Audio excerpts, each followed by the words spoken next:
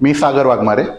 या राज्यसेवा 2022 या रिझल्टमध्ये माझा 55वा रँक आलेला आहे. आनंदाची गोष्ट म्हणजे माझ्यासोबत माझ्या पत्नीचंही सिलेक्शन या 2022 मधून झालेलं आहे. म्हणजे पती पत्नी सिलेक्ट होण्याची आमची कदाचित ही दुसरी किंवा तिसरी जोडी असेल. तर ती आमच्या आनंदाची गोष्ट. मला 5 वर्षांचा IT क्षेत्राचा अनुभव आहे. मी 5 वर्ष 3 ते 4 मल्टीनॅशनल कंपन्यांमध्ये जॉब केलेला आहे. त्यानंतर मी फुल टाईम तयारीचा करावं असं मी डिसाईड केलं. त्यानंतर ह्या क्षेत्राकडे मी वळालो. ही 2022ची जी मुख्य परीक्षा होती ती माझी 4थी मुख्य परीक्षा आणि दुसरा इंटरव्ह्यू. 2020चा एक इंटरव्ह्यू मी दिलेला आहे आणि 2022चा एक इंटरव्ह्यू मी आत्ता ह्या वर्षी दिला. मला वाघ सरांचा पॅनल होता. चांगल्या प्रकारे स्पार्क अकॅडमीमध्ये तयारी करून घेतली होती आमची. पण आज सामान्य विज्ञान किंवा जो प्रिलिमला लागणारा, त्याच्यामध्ये कंबाईन प्रिलिम असेल किंवा राज्यसेवा प्रिलिम असेल, यासाठी जो विज्ञानाचा सिलेबस आपण कशा प्रकारे अभ्यासला पाहिजे, कोणत्या कोणत्या स्टेप्स आपण त्याच्यासाठी फॉलो केल्या पाहिजेत, किंवा कोणती पुस्तकं आपण वाचली पाहिजेत, PYQचं अनालिसिस किती गरजेचं आहे, किंवा स्टेट बोर्ड जे आपण म्हणतो की 5वी 6वी 7वी 8वी 9वी 10वी स्टेट बोर्ड का वाचायचे, त्यापेक्षा मी एखाद्या क्लासचं बुक घेतो आणि तेवढंच वाचतो, नाही का. म्हणजे आपली एक मेंटॅलिटी असते की कशाला स्टेट बोर्ड करायचे, स्टेट बोर्डातला डेटा येत नाही. तर त्या अनुषंगानं आपण आज 2022 आणि 23चे काही PYQ बघू की डिरेक्टली स्टेट बोर्डातनं आलेले आहेत. ठीक आहे. तर सगळ्यात पहिल्यांदा आपण हे पाहू की विज्ञान म्हणजे काय, नाही का. आपल्याला विज्ञान शिकायचंय. विज्ञान का शिकायचं, आयोगानं विज्ञान हा विषय का ठेवलेला आहे, काहीतरी त्याच्या पाठीमागं प्रयोजन असेल. तर बेसिकली विज्ञान म्हणजे काय, तर आपल्या अवतीभोवती घडणाऱ्या ज्या सगळ्या घटना आहेत, म्हणजे भले पाऊस पडत असेल, ऊन पडत असेल, हिवाळ्यामध्ये थंडी पडते, उन्हाळ्यामध्ये उष्णता होते, तर ह्या अवतीभोवती घडणाऱ्या घटनांबद्दल आपल्या मनामध्ये एक क्युरिओसिटी असते, म्हणजे उत्सुकता असते.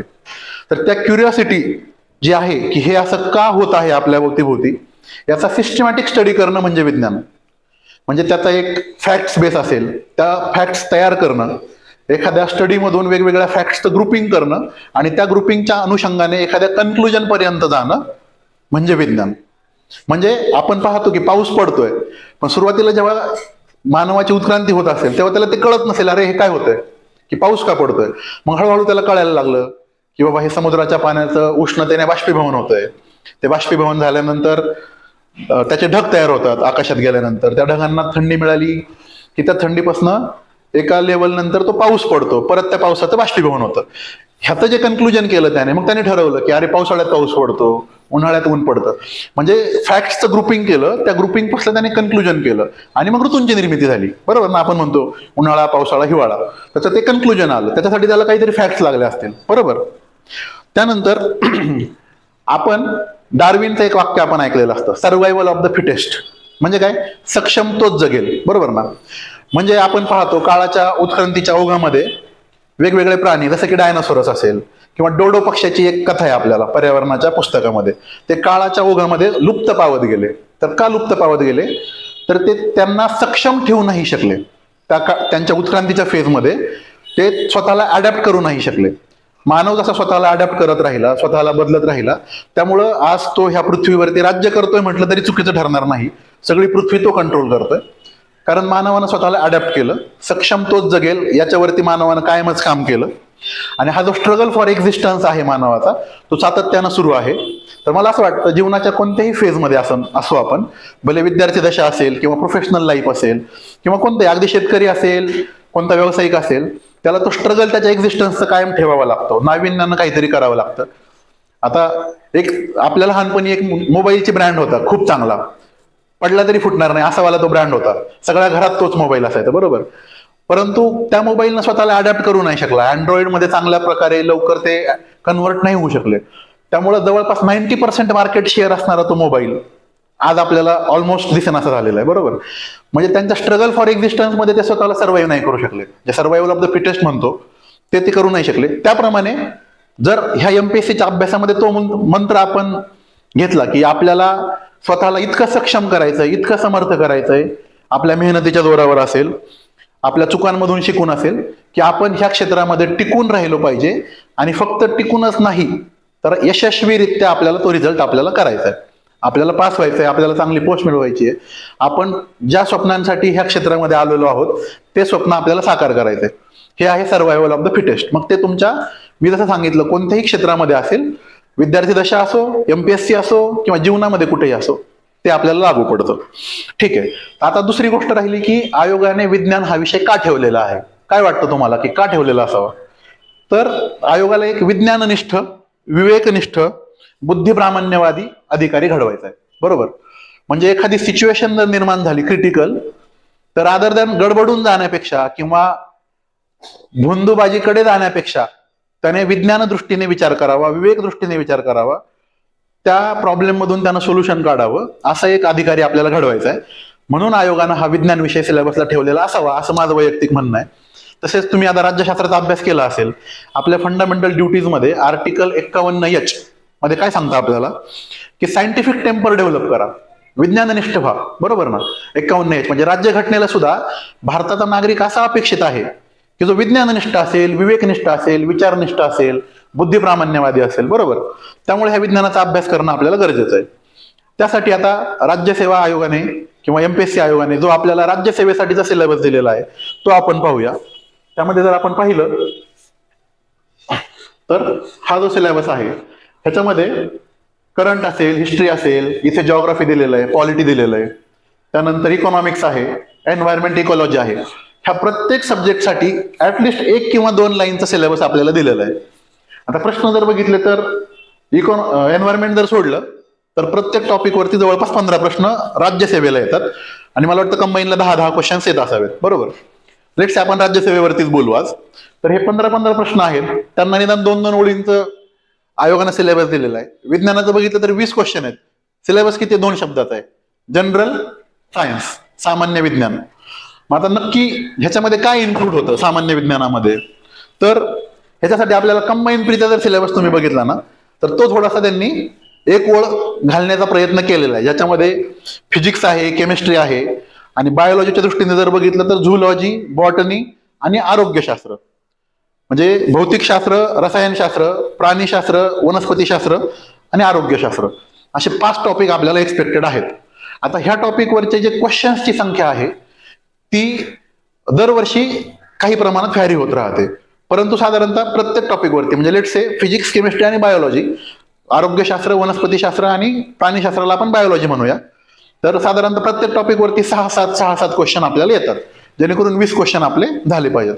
त्यामुळं फिजिक्सला इग्नोर करू शकतो का किंवा केमिस्ट्रीला इग्नोर करू शकतो का किंवा मला बायोलॉजी आवडत नाही बाबा तर ते इग्नोर करू का, तर माझं तुम्हाला असं सजेशन आहे की कोणत्याही टॉपिकला इग्नोर करण्यापेक्षा प्रत्येक टॉपिकची इक्वली तयारी करा, जेणेकरून तुम्हाला असा टॉपिक नाही राहणार की अरे याचं मला काहीच येत नाही. प्रत्येक टॉपिकची तयारी करणं गरजेचं आहे, नाही का.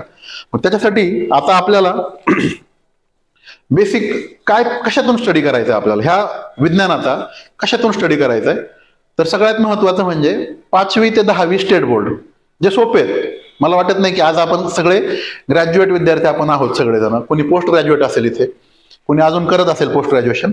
5वी ते 10वीची पुस्तकं मराठीमध्ये असतील, इंग्रजीमध्ये असतील, करणं मला वाटत नाही की तेवढं अवघड आहे.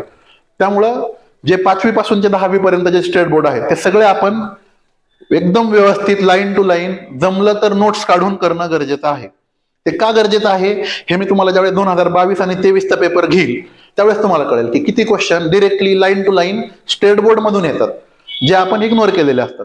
त्यासोबत स्टेट बोर्ड एकदा तुम्ही चांगल्या प्रकारे तयारी केली की त्यासोबत मग विज्ञानाचं कोणतंही एक बेस बुक, मग कोणत्याही पब्लिकेशनचं असेल, मग ते माननीय भस्के सरांचं पुस्तक असेल किंवा अजून कोणत्या पब्लिकेशन्सचे पुस्तकं मार्केटमध्ये अवेलेबल असतील, जसं की लुसेंटचं एक पुस्तक आहे. बरोबर. कोणतंही पुस्तक तुम्ही एक बेस बुक म्हणून रेफर करा. मी असं सांगणार नाही की तुम्ही हेच वापरा किंवा तेच वापरा. मी वैयक्तिक भस्के सरांचं पुस्तक वापरलं म्हणून मला त्या पुस्तकाबद्दलचे थोडे चांगले रिव्ह्यूज आहेत, कारण मी वापरलेलं आहे. जे पुस्तकं मी दुसरे वापरलेले नाही आहेत त्याबद्दल मी बोलायला चांगलं किंवा वाईट सांगणं मला योग्य नाही वाटत. तर लेट्स से आपण आत्तापुरतं असं म्हणूया की स्टेट बोर्ड 5वी ते 10वी प्लस माननीय भस्के सरांचं विज्ञानाचं पुस्तक ते जर आपण केलं तर मला वाटतं तेवढा डेटा जर चांगला आपला प्रिपेअर झाला तर 20 क्वेश्चन्स पैकी खराब जरी पेपर आला, पेपर टफ आला, 2023चा पेपर हा टफ पेपर होता मी असं म्हणतो, त्या पेपरमध्ये सुद्धा तुम्हाला 12, 13, 14 क्वेश्चन्स हे तुमच्या तयारी केलेल्या डेटामधनं डिरेक्टली दिसतील. बरोबर. आणि जर सोपा पेपर आला तर त्या केसमध्ये 15-16 क्वेश्चन्स तुमच्या डेटामधून येतात. मग आता 20 क्वेश्चन माझ्या डेटामधून येतील का, तर वैयक्तिक माझं असं मत आहे 20 पैकी 20 क्वेश्चन्स तुमच्या डेटामधून नाही येणार. पण आपल्याला 20 पैकी 20 पाहिजे पण नाही आहेत. आपल्याला राज्यसेवेसाठी प्रिलिम जर पास करायचे आहे आणि जर एक कट ऑफ आपण बघितला मागच्या वर्षीचा त्याच्या मागच्या वर्षीचा, तर 110 मार्कही नसेल मला वाटतं. 106चा एक कट ऑफ आहे, ह्या वर्षी 108 आहे, बरोबर, 108 आहे. तर 106, 108, मी म्हणतो तुम्हाला जर 110 मार्क पडले तर पुढची प्रिलिम तुम्ही क्वालिफाय होणार आहेत. त्यामुळे ह्या अँगलने तयारी करा की ऍटलिस्ट कितीही अवघड पेपर आला तरी मला 10, 12, 13 क्वेश्चन सायन्सचे बरोबर येतील, आणि सोपा पेपर आला तर मी ते 15, 16, 17 क्वेश्चन पर्यंत घेऊन जाईल. मग त्यासाठी काय करायचंय आपल्याला, आणि विज्ञानाच्या मी आज फिजिक्स आणि केमिस्ट्री या दोन विषयांचे लेट्स से इम्पॉर्टंट टॉपिक्स कोणते आहेत, त्यामधलं चॅप्टर वाईज कोणती विषयांची कोणत्या टॉपिक्सची आपल्याला तयारी करायला हवी ते मी तुम्हाला सांगेल. मी आणलेलं आहे माझ्याकडे टॉपिक्स काढून. त्यामध्ये कशा प्रकारे आपल्याला तयारी करायला लागेल, किंवा मग PYQ अनालिसिस करताना कशा प्रकारे करायला लागेल, PYQ अनालिसिस का महत्वाचं आहे हे तुम्हाला मी थोडक्यात सांगेल. आता लेट्स से फिजिक्स पासून आपण सुरुवात करू. तर फिजिक्सचा पहिला चॅप्टर किंवा पहिला टॉपिक जर आपण बघितला तर मेजरमेंट्स नावाचा टॉपिक आहे. मेजरमेंट्स म्हणजे काय, मोजमाप. त्याच्यामध्ये मग वेगवेगळे युनिट्स आहेत, जसं की फोर्स असेल किंवा वस्तुमान असेल, चार्ज असेल, प्रेशर असेल, मोमेंटम असेल, करंट असेल, व्होल्टेज असेल, स्पीड असेल, व्हेलोसिटी असेल, बरोबर. अशा वेगवेगळ्या ज्या फिजिकल क्वांटिटीज आहेत त्याचं मेजरमेंटसाठी ज्या युनिट्स आहेत, मग युनिट कोणते कोणते आहेत, CGS युनिट असतं म्हणजे सेंटीमीटर, ग्रॅम आणि सेकंद, किंवा MKS युनिट असतं मीटर, किलोग्राम, सेकंद, किंवा काही ठिकाणी FPS युनिट असतं फूट, पाऊंड आणि सेकंद. तर आपल्या निदान SI युनिट कोणतं आहे म्हणजे MKS युनिट असेल किंवा CGS युनिट कोणतं आहे हे आपल्याला माहिती हवं. त्यासोबत त्या युनिटचं एकमेकांमध्ये कन्व्हर्जन कसं होईल, म्हणजे SI युनिटचं कन्व्हर्जन जर CGS युनिटमध्ये करायचंय तर कशा प्रकारे कन्व्हर्जन होतं, किंवा ग्रॅम टू मीटर कसं म्हणजे ग्रॅम टू किलोग्राम कसं करायचं, सेंटीमीटर टू मीटर कसं करायचं, सेंटीमीटर टू किलोग्राम कसं करायचं, ह्या बेसिक आहेत गोष्टी फार. परंतु काय होतं, आपण दुसऱ्या गोष्टींमध्ये इतकं लक्ष देतो आणि ह्या सोप्या टॉपिकला इग्नोर करतो, त्यामुळे मग कधी कधी प्रॉब्लेम होतो. त्यानंतर 10⁻1 घात किती आहे, 10⁻2 किती, 10⁻3 किती, म्हणजे ज्याला आपण मिलीग्रॅम म्हणतो तो 10⁻³ आहे. मायक्रोग्रॅम म्हटलं तर 10⁻6 आहे. नॅनो म्हटलं की 10⁻9. तसं जर आपण वाढवत गेलं 10⁻3 म्हणजे किलोग्रॅम, 10⁻6 म्हणजे मेगा म्हणतो आपण, 10⁻9 असतं GB, 10⁻12, 10⁻15. ह्याच्यावरती एक क्वेश्चन आयोगाने विचारलेला आहे की 10⁻18 घात असा क्वेश्चन आहे, त्याला एक्झा म्हणतो आपण, बरोबर ना. तर ते आपल्याला थोडंसं यायला पाहिजे, बेसिक आहे एकदम. ते एकदा दोनदा रीड केल्यानंतर तुम्हाला ते समजून जाईल. त्यानंतर जे आता मी क्वांटिटी तुम्हाला सांगत होतो, प्रेशर असेल, एनर्जी असेल, वर्क असेल किंवा पॉवर असेल, त्यांचे फॉर्म्युलाज काय आहेत, म्हणजे प्रेशर म्हणजे नक्की काय, फोर्स म्हणजे काय, तर आपण म्हणतो की mass into acceleration MA, F is equal to MA. Work म्हणजे काय, displacement into force into displacement, बरोबर ना.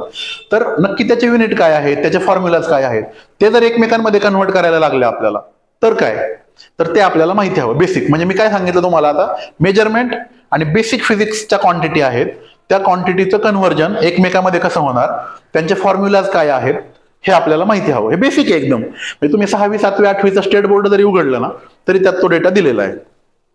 त्यानंतर एक इम्पॉर्टंट चॅप्टर आहे ध्वनी नावाचा, साऊंड नावाचा, बरोबर. मग त्याच्यामध्ये सोनार नावाची एक टेक्नॉलॉजी 2023चा किंवा 22चा पेपर आहे, 22चा पेपर आहे ना, त्याच्यामध्ये सोनार कशासाठी वापरलं जातं हे दिलेलं आहे. आता तो प्रश्न मी तुम्हाला दाखवेल, डिरेक्टली स्टेट बोर्डात आलेला आहे. स्टेट बोर्डामध्ये दिलेलं आहे की ते पाणबुडी बुडालेली जी असते तिचं नक्की एक्झॅक्ट पोझिशन आणि स्पीड लोकेट करण्यासाठी आपण सोनार वापरतो. मग सोनारमध्ये काय वापरलं जातं, तर अल्ट्रा फ्रिक्वेन्सी साऊंड वापरलं जातं, बरोबर ना. अल्ट्रा साऊंड वेव्ज आहेत त्या. मग अल्ट्रा साऊंड हा शब्द जर तुमच्या कानावर आला तर मग सोनिक काय आहे, इन्फ्रासोनिक काय आहे. सोनिक म्हणजे काय बाबा, हे साधारणतः ह्युमन इयरला जे ऑडिबल साऊंड आहे जो की 20 हर्ट्ज ते 20 किलोहर्ट्ज या रेंजमध्ये आहे, बरोबर ना. त्याच्यानंतर इन्फ्रासोनिक म्हणजे काय, तर 20 हर्ट्ज पेक्षा कमी फ्रिक्वेन्सी असलेलं साऊंड. अल्ट्रासोनिक म्हणजे 20 किलोहर्ट्ज पेक्षा जास्त फ्रिक्वेन्सी असलेलं साऊंड. आता इन्फ्रासोनिक कुणाला ऐकू येतो, सोनिक कुणाला ऐकू येतो, अल्ट्रासोनिक कुणाला ऐकू येतो. आपलं जे लहान मुलं आहे म्हणजे ह्युमन इयरची कॅपॅसिटी ही 20 हर्ट्ज पासून 20 किलोहर्ट्ज पर्यंतची आहे, परंतु लहान मूल जे आहे ना त्याला 25 किलोहर्ट्ज पर्यंत ऐकू येतं, बरोबर ना. आता इन्फ्रासोनिक जे आहे ते साधारणतः आकाराने मोठे जे प्राणी आहेत, म्हणजे मी लक्षात ठेवण्यासाठी सांगतोय, हत्ती असेल, व्हेल मासा असेल, यांना तो 20 हर्ट्जच्या खालचा आवाज ऐकू येतो. म्हणजे हत्ती सुद्धा दूरवर त्यांच्या कळपाबरोबर संवाद साधतात तेव्हा तो इन्फ्रासोनिक साऊंडच्या माध्यमातून. त्यानंतर जे छोटेसे लहान लहान प्राणी आहेत जसं की डॉल्फिन असेल, वटवाघुळ असतील, डॉग्स असतील, ते अल्ट्रासोनिक साऊंड वेव्ह मध्ये त्यांचा तो फ्रिक्वेन्सी आहे, बरोबर. त्यानंतर आपण पाहतो की ध्वनीचा हवेतला वेग, आता मी तुमच्या बरोबर बोलतोय, तो वेग किती आहे, तर 343 मीटर पर सेकंद आहे. हा का महत्वाची फिगर आहे, तर तुम्हाला जर उद्या विचारलं की एवढ्या डिस्टन्सवरनं तुम्हाला इको येईल का, आता महाबळेश्वरला गेलो किंवा एखाद्या दरीच्या ठिकाणी गेलो तर आपल्याला इको येतो तिथून, तर तो इको का येतो, मग तो इको येण्यासाठी समोर जिथून आवाज रिफ्लेक्ट होणार आहे ते डिस्टन्स किती असावं, मग त्या डिस्टन्सच्या हिशोबानं आपला जो आवाजाचा स्पीड आहे, ह्युमनचा साऊंडचा स्पीड आहे 343 मीटर पर सेकंद, त्याच्यानुसार किती अंतरावरती ती जर भिंत असेल तर इको येईल, असे जे गणित विचारले जातात कधी कधी, त्याच्यासाठी तुम्हाला ते लक्षात ठेवणं गरजेचं आहे. मग आता ही जी साऊंड वेव्ह आहे त्याच्या प्रोपोगेशनसाठी आपल्याला एक मीडियमची गरज असते, बरोबर ना. म्हणजे निर्वात पोकळीमध्ये साऊंडचं वहन किंवा ट्रान्सफर होऊ शकत नाही हे आपण बघितलंय. तर त्या संदर्भाने एक क्वेश्चन आहे 2022च्या पेपरमध्ये, ज्याच्यामध्ये पृथ्वी आणि एक ग्रह ह्याच्यातलं अंतर मोजण्यासाठी 22चा क्वेश्चन आहे, मी दाखवेल तुम्हाला कोणती मेथड आपण वापरतो. त्याच्यामध्ये उत्तर पॅरालॅक्स मेथड आहे आणि जे बाकीचे पर्याय त्यात इको मेथड एक दिलेली आहे, स्लोप टॅपिंग मेथड एक दिलेली आहे आणि मला वाटतं अजून एक कोणता तरी पर्याय दिलेला आहे, डायरेक्ट डिस्टन्स मेजरमेंट एक दिलेलं आहे, बरोबर. तर इको मेथड तुम्हाला एक कळायला पाहिजे त्यामध्ये की पृथ्वी आणि जो कोणता लेट से बुध शुक्र कोणता ग्रह असेल ह्याच्यामध्ये एक निर्वात पोकळी आहे. त्या निर्वात पोकळीमध्ये जर तुम्हाला कळतंय की साऊंडच्या प्रोपोगेशनसाठी आपल्याला मीडियमची गरज आहे आणि ती जर निर्वात पोकळी आहे तर इको मेथडचा उपयोगच होणार नाही, आपल्याला साऊंड जाणारच नाही, येणारही नाही, बरोबर ना. तो पर्याय तिथं तुम्ही डिरेक्टली इग्नोर करू शकता. ह्याच्यासाठी तुम्हाला बेसिक माहिती हवं की साऊंडच्या प्रोपोगेशनसाठी आपल्याला मीडियमची गरज आहे. त्या प्रकारे साऊंड ही जी एक वेव्ह आहे, साऊंड वेव्ह, ती एक लॉंगिट्युडिनल वेव्ह आहे. म्हणजे काय, तर रेअर फॅक्शन आणि कॉम्प्रेक्शन ह्या दोन गोष्टी त्या साऊंड वेव्ह मध्ये येतात. जर वेव्ह आली तर वेव्हच्या हिशोबाने त्याची फ्रिक्वेन्सी असेल, त्याची वेव्हलेंथ असेल, त्याची अँप्लिट्यूड असेल, त्याचं टाइम ड्युरेशन असेल, हे वेगवेगळे कंपोनंट्स जे आहेत ते एकमेकाशी कसे इंटर रिलेटेड आहेत. म्हणजे 2022 किंवा 23चा परत एक क्वेश्चन आहे, आपल्याला फ्रिक्वेन्सी आणि वेव्हलेंथ दिलेली आहे, त्याच्यावरनं एक स्पीड डिटरमाइन करायचं आहे आणि त्या स्पीडवरनं 5 सेकंदामध्ये तेवढ्या स्पीडनं जर गेलं तर किती डिस्टन्स ट्रॅव्हल होईल हे काढायचंय. सिंपल फॉर्म्युला आहे, V is equal to N lambda म्हणतो आपण, म्हणजे wavelength into frequency is equal to speed. तुम्हाला वेव्हलेंथ दिली आहे, फ्रिक्वेन्सी दिलेली आहे, त्याच्यावरनं स्पीड काढायचंय आणि त्या स्पीडनं 5 सेकंद जर गेलो तर मी किती मीटर अंतर जाईल, हे एकदम सोपं कॅल्क्युलेशन आहे. परंतु काय होतं कधी कधी तुमच्यापैकी लोकांनी अभ्यास केला असेल पण काही लोक ते इग्नोर करतात. एकदम सोपी गोष्ट आहे, जे आपल्याला जर तुम्ही सायन्स मिडियमने शिकलेला असाल आणि मला वाटतं 10वी 12वी पर्यंत पण शिकवलेलं आहे, पण टिपिकली 11वी 12वी सायन्समध्ये ते रिवाईज होत राहतं आपलं, जो 10वी पर्यंतचा झालेला सिलेबस आहे, त्यामुळे जास्त चांगल्या पद्धतीने आपण करतो. मग काय होतं, आपल्या डोक्यात एक भीती राहते, अरे इंजिनिअरिंगच्या मुलांना फक्त सायन्स येतं. मी तुम्हाला इंजिनिअरिंगचे पण कित्येक मुलं दाखवतो जे सायन्सला घाबरतात आणि आर्टची पण मुलं आहेत ज्यांनी स्टेट बोर्ड चांगलं केलेलं आहे, एखादं बेस बुक जे कोणतं असेल, लुसेंट असेल, अजून कोणतं असेल, ते फार छान केलेले आहे, त्यांना चांगले मार्क पडतात. तर बेसिक काय की तुम्ही इग्नोरन्स नाही पाहिजे, आपल्याला आपल्या केलेल्या डेटावरती विश्वास पाहिजे. बऱ्याचदा काय होतं की कुठून तरी बाहेरून प्रश्न आलाय बाबा, मग मी आता ते करत बसतो, ते पॉसिबल नाहीये ना. आपल्याला प्रत्येक वेळेस त्याच पुस्तकातून प्रश्न येईल याची शाश्वती नाहीये आपल्याला, बरोबर. मग आता आपण साऊंड बद्दल बोलत होतो, आपण म्हटलं की साऊंडच्या प्रोपोगेशनसाठी मीडियमची गरज आहे. मग आता वेगवेगळ्या प्रकारचे आपण मीडियम बघतो, स्थायू मीडियम असतं म्हणजे सॉलिड मीडियम आहे, लिक्विड मीडियम आहे, गॅसियस मीडियम आहे. ह्या वेगवेगळ्या मीडियम मधून साऊंडचा जाण्याचा स्पीड हा त्या मीडियमच्या डेन्सिटीवरती व्हॅरी होतो. म्हणजे स्थायू माध्यमामधून जर साऊंड जात असेल तर त्याचं जे स्पीड आहे ते सर्वाधिक असतं कम्पेअर्ड टू लिक्विड आणि गॅस. म्हणजे जशी जशी डेन्सिटी कमी होईल तसं तसं साऊंडचा स्पीड कमी होत जातो. हे तुम्हाला बेसिक माहिती असायला हवं. त्यानंतर आपण इको म्हटलं मी मगाशी की प्रतिध्वनी म्हणजे नक्की काय, तो काय येतो, किती डिस्टन्सवरनं येतो, साऊंडचा स्पीड एवढा असेल तर किती अंतरावरती ती ऑल असायला हवी जेणेकरून प्रतिध्वनी येईल. हे जे बेसिक आहे ते एकदम सोप्या गोष्टी आहेत. त्यानंतर तुम्ही कधी कधी आता आपण जर सगळेच एकत्र कदाचित बोलायला लागलो आणि हा हॉल जर साऊंड प्रूफ नसेल तर प्रत्येकाचा आवाज असा घुमेल त्या हॉलमध्ये, बरोबर ना. त्याला रिव्हर्बरेशन म्हणतात किंवा मराठीत निनाद म्हणतात मराठीमध्ये. तर ते काय येतात, किंवा जे ऑडिटोरियम असतात वेगवेगळे त्याला साऊंड प्रूफ केलेले असतात, हे तुम्ही बघा, किंवा थिएटर आहेत मूवीचे, सभागृह आहेत, याला आपण साऊंड प्रूफ करतो का, तर ते रिव्हर्बरेशन यायला नकोत. म्हणजे साऊंड आदळून परत तुमच्यापर्यंत 17 वेळा जर तो यायला लागला तर त्या बोलणाऱ्याचा आवाज आणि तो निनाद किंवा तो इको तो मिक्स होईल आणि मग तुम्हाला तो ऐकू नाही येणार व्यवस्थित. तर ते टाळण्यासाठी आपल्याला काय करायला हवं, ह्या बेसिक गोष्टी त्या स्टेट बोर्डांमध्ये दिलेल्या आहेत. त्यानंतर सोनार मी बोललो, तर सोनारचा लॉंग फॉर्म आहे साऊंड नेव्हिगेशन अँड रेंजिंग. ते कशासाठी वापरलं जातं, त्याच्यामध्ये कोणत्या वेव्ज वापरल्या जातात, त्यानंतर साऊंड मधला महत्वाचा एक टॉपिक आहे ह्युमन इयर नावाचा. मग त्या ह्युमन इयर मध्ये 3 हाडं आहेत आपल्या कानाची, मालस, इनकस आणि स्टेप्स. MIS म्हणतो आम्ही त्याला. तर ते मालस, इनकस, स्टेप्सचा क्रम आतून बाहेर आहे की बाहेरून आतमध्ये ते पहा. त्यानंतर ह्युमन इयरचं फंक्शन काय होतं, त्याला किती डेसिबल पर्यंत, किती किलोहर्ट्ज पर्यंत आवाज ऐकू येतो ते बघा तुम्ही. सोनिक बूम नावाचा एक प्रकार आहे. तर नक्की सोनिक बूम म्हणजे काय हे आपल्याला पुस्तकात दिलेलं असतं, पण आपण इग्नोर करतो. आता सोनिक बूम हे एकदम सोपी गोष्ट आहे. ही तुम्ही जर स्टेट बोर्ड मधून नेट केली असेल ना, आणि मला अजून एक गोष्ट अशी सांगायची तुम्हाला, तुम्ही हे फिजिक्स, केमिस्ट्री, बायोलॉजी इथं जेवढ्या चांगल्या पद्धतीने कराल ना, जर तुमचं इंजिनिअरिंग बॅकग्राऊंड असेल किंवा नसेलही, सायन्स बॅकग्राऊंड असेल, जेव्हा तुम्ही इंटरव्ह्यूला बसाल ना, तिथं सुद्धा तुम्हाला हे प्रश्न विचारले जातात. माझे मित्र आहेत एक, त्यांचं ENTC झालेलं आहे आणि पॅनल त्यांना वाकसरांचा होता, माननीय वाकसरांचा. त्यांना सोनिक बूम म्हणजे काय विचारलं. आता ENTCच्या संदर्भात तसं बघायला गेलं तर तेवढं रिलेशन नाहीये सोनिक बूमचं, पण सायन्स बॅकग्राऊंड आहे आपलं. मग त्यांना साऊंड वरती गेले, त्यांनी त्यात सोनिक बूम विचारलं. जर तुम्हाला आत्तापासूनच त्या गोष्टी क्लिअर असतील तर इंटरव्ह्यूसाठी एक्स्ट्रा एफर्ट टाकण्याची गरज नाही पडणार, ते तुमच्या अंगभूत पचनी पडून जाईल सगळं, बरोबर. त्याच्यानंतर सोनोग्राफी टेक्नॉलॉजी एक आपण पाहतो. सोनोग्राफीमध्ये अल्ट्रासाऊंडचा वापर केला जातो. तर ती कशासाठी वापरतो, तर वेगवेगळ्या आजारांचं निदान करण्यासाठी वापरतो. आणि गर्भलिंग निदानाच्या चाचण्या असतात, बरोबर, किंवा गर्भ कशा पद्धतीने वाढतोय, त्याची ग्रोथ चांगली होते का, ह्याच्यासाठी आपण ते सोनोग्राफी वापरतो. तर बेसिक साऊंड चॅप्टर मध्ये एवढ्या गोष्टी आहेत. त्यानंतर नेक्स्ट फार इम्पॉर्टंट चॅप्टर आहे प्रकाश नावाचा, लाईट. तर ह्या चॅप्टरवरती बरेच क्वेश्चन असतात आणि ह्या वर्षी सुद्धा ते 2022 आणि 2023 दोन्ही वर्षी सेम क्वेश्चन आलेला आहे, फक्त व्हॅल्यू बदलून दिलेली, अँगल दिलेला आहे आणि नंबर ऑफ इमेजेस तुम्हाला काढायचे. 2 आरशे जर अशा अँगलला ठेवले तर किती इमेजेस तयार होतील. जर तुम्ही 2022चा क्वेश्चन नीट बघितलेला असता तर 23ला काही अडचण नसते आली. तुम्हाला माहिती आहे 360 डिग्री आपण दिलेला angle -1 is equal to number of images. एकदम सोपं कॅल्क्युलेशन आहे. आणि नॉर्मली जी व्हॅल्यू ते देतात ना त्या अँगलची, ती 360ला डिरेक्टली डिव्हायडेबल असते. म्हणजे डिव्हिजन पण एकदम सोपी आहे. 9चा पाढा वगैरे यायला पाहिजे तुम्हाला, तेवढ्या ह्याच्यात होऊन जातं ते. तर त्या नंबर ऑफ इमेजेस मध्ये 2 मार्क आहेत ना तुमचे ते. सायन्सला जर इतक्या इझिली तुम्हाला ते 2 मार्क मिळतात, सायन्स तुम्ही म्हणता ना अवघड आहे हे ते, तर हे सोडायचं नाही आपल्याला. त्यानंतर बेसिकली लाईट काय आहे, तर लाईट ही एक ट्रान्सव्हर्स वेव्ह आहे. साऊंड जर बघितलं लॉंगिट्युडिनल वेव्ह आहे, ही ट्रान्सव्हर्स वेव्ह आहे. मग लॉंगिट्युडिनल आणि ट्रान्सव्हर्स मधला फरक काय, त्यांची जी ट्रॅव्हलची डायरेक्शन आहे ती त्याचं जे स्पीड आहे ते नक्की पॅरलल आहे की परपेंडिक्युलर आहे त्या मीडियमचं, किंवा त्या पार्टिकल ऑसिलेट होतात त्याचं, तर ते ट्रान्सव्हर्स वेव्ह आहे. मग इलेक्ट्रोमॅग्नेटिक रेडिएशन पण म्हणतो आपण लाईटला, EM रेडिएशन. मग EM रेडिएशन तुम्ही जर मेन्स एखादी दिली असेल किंवा मेन्सचा सिलेबस बघितला ना, तर तुम्हाला सायन्स आणि टेक्नॉलॉजीमध्ये एक EM रेडिएशनचा बेल्ट आहे, ज्याच्यामध्ये फ्रिक्वेन्सी, हा जो प्रकाश येतो सूर्यापासून आपल्याला फक्त व्हिजिबल लाईटच दिसते ना.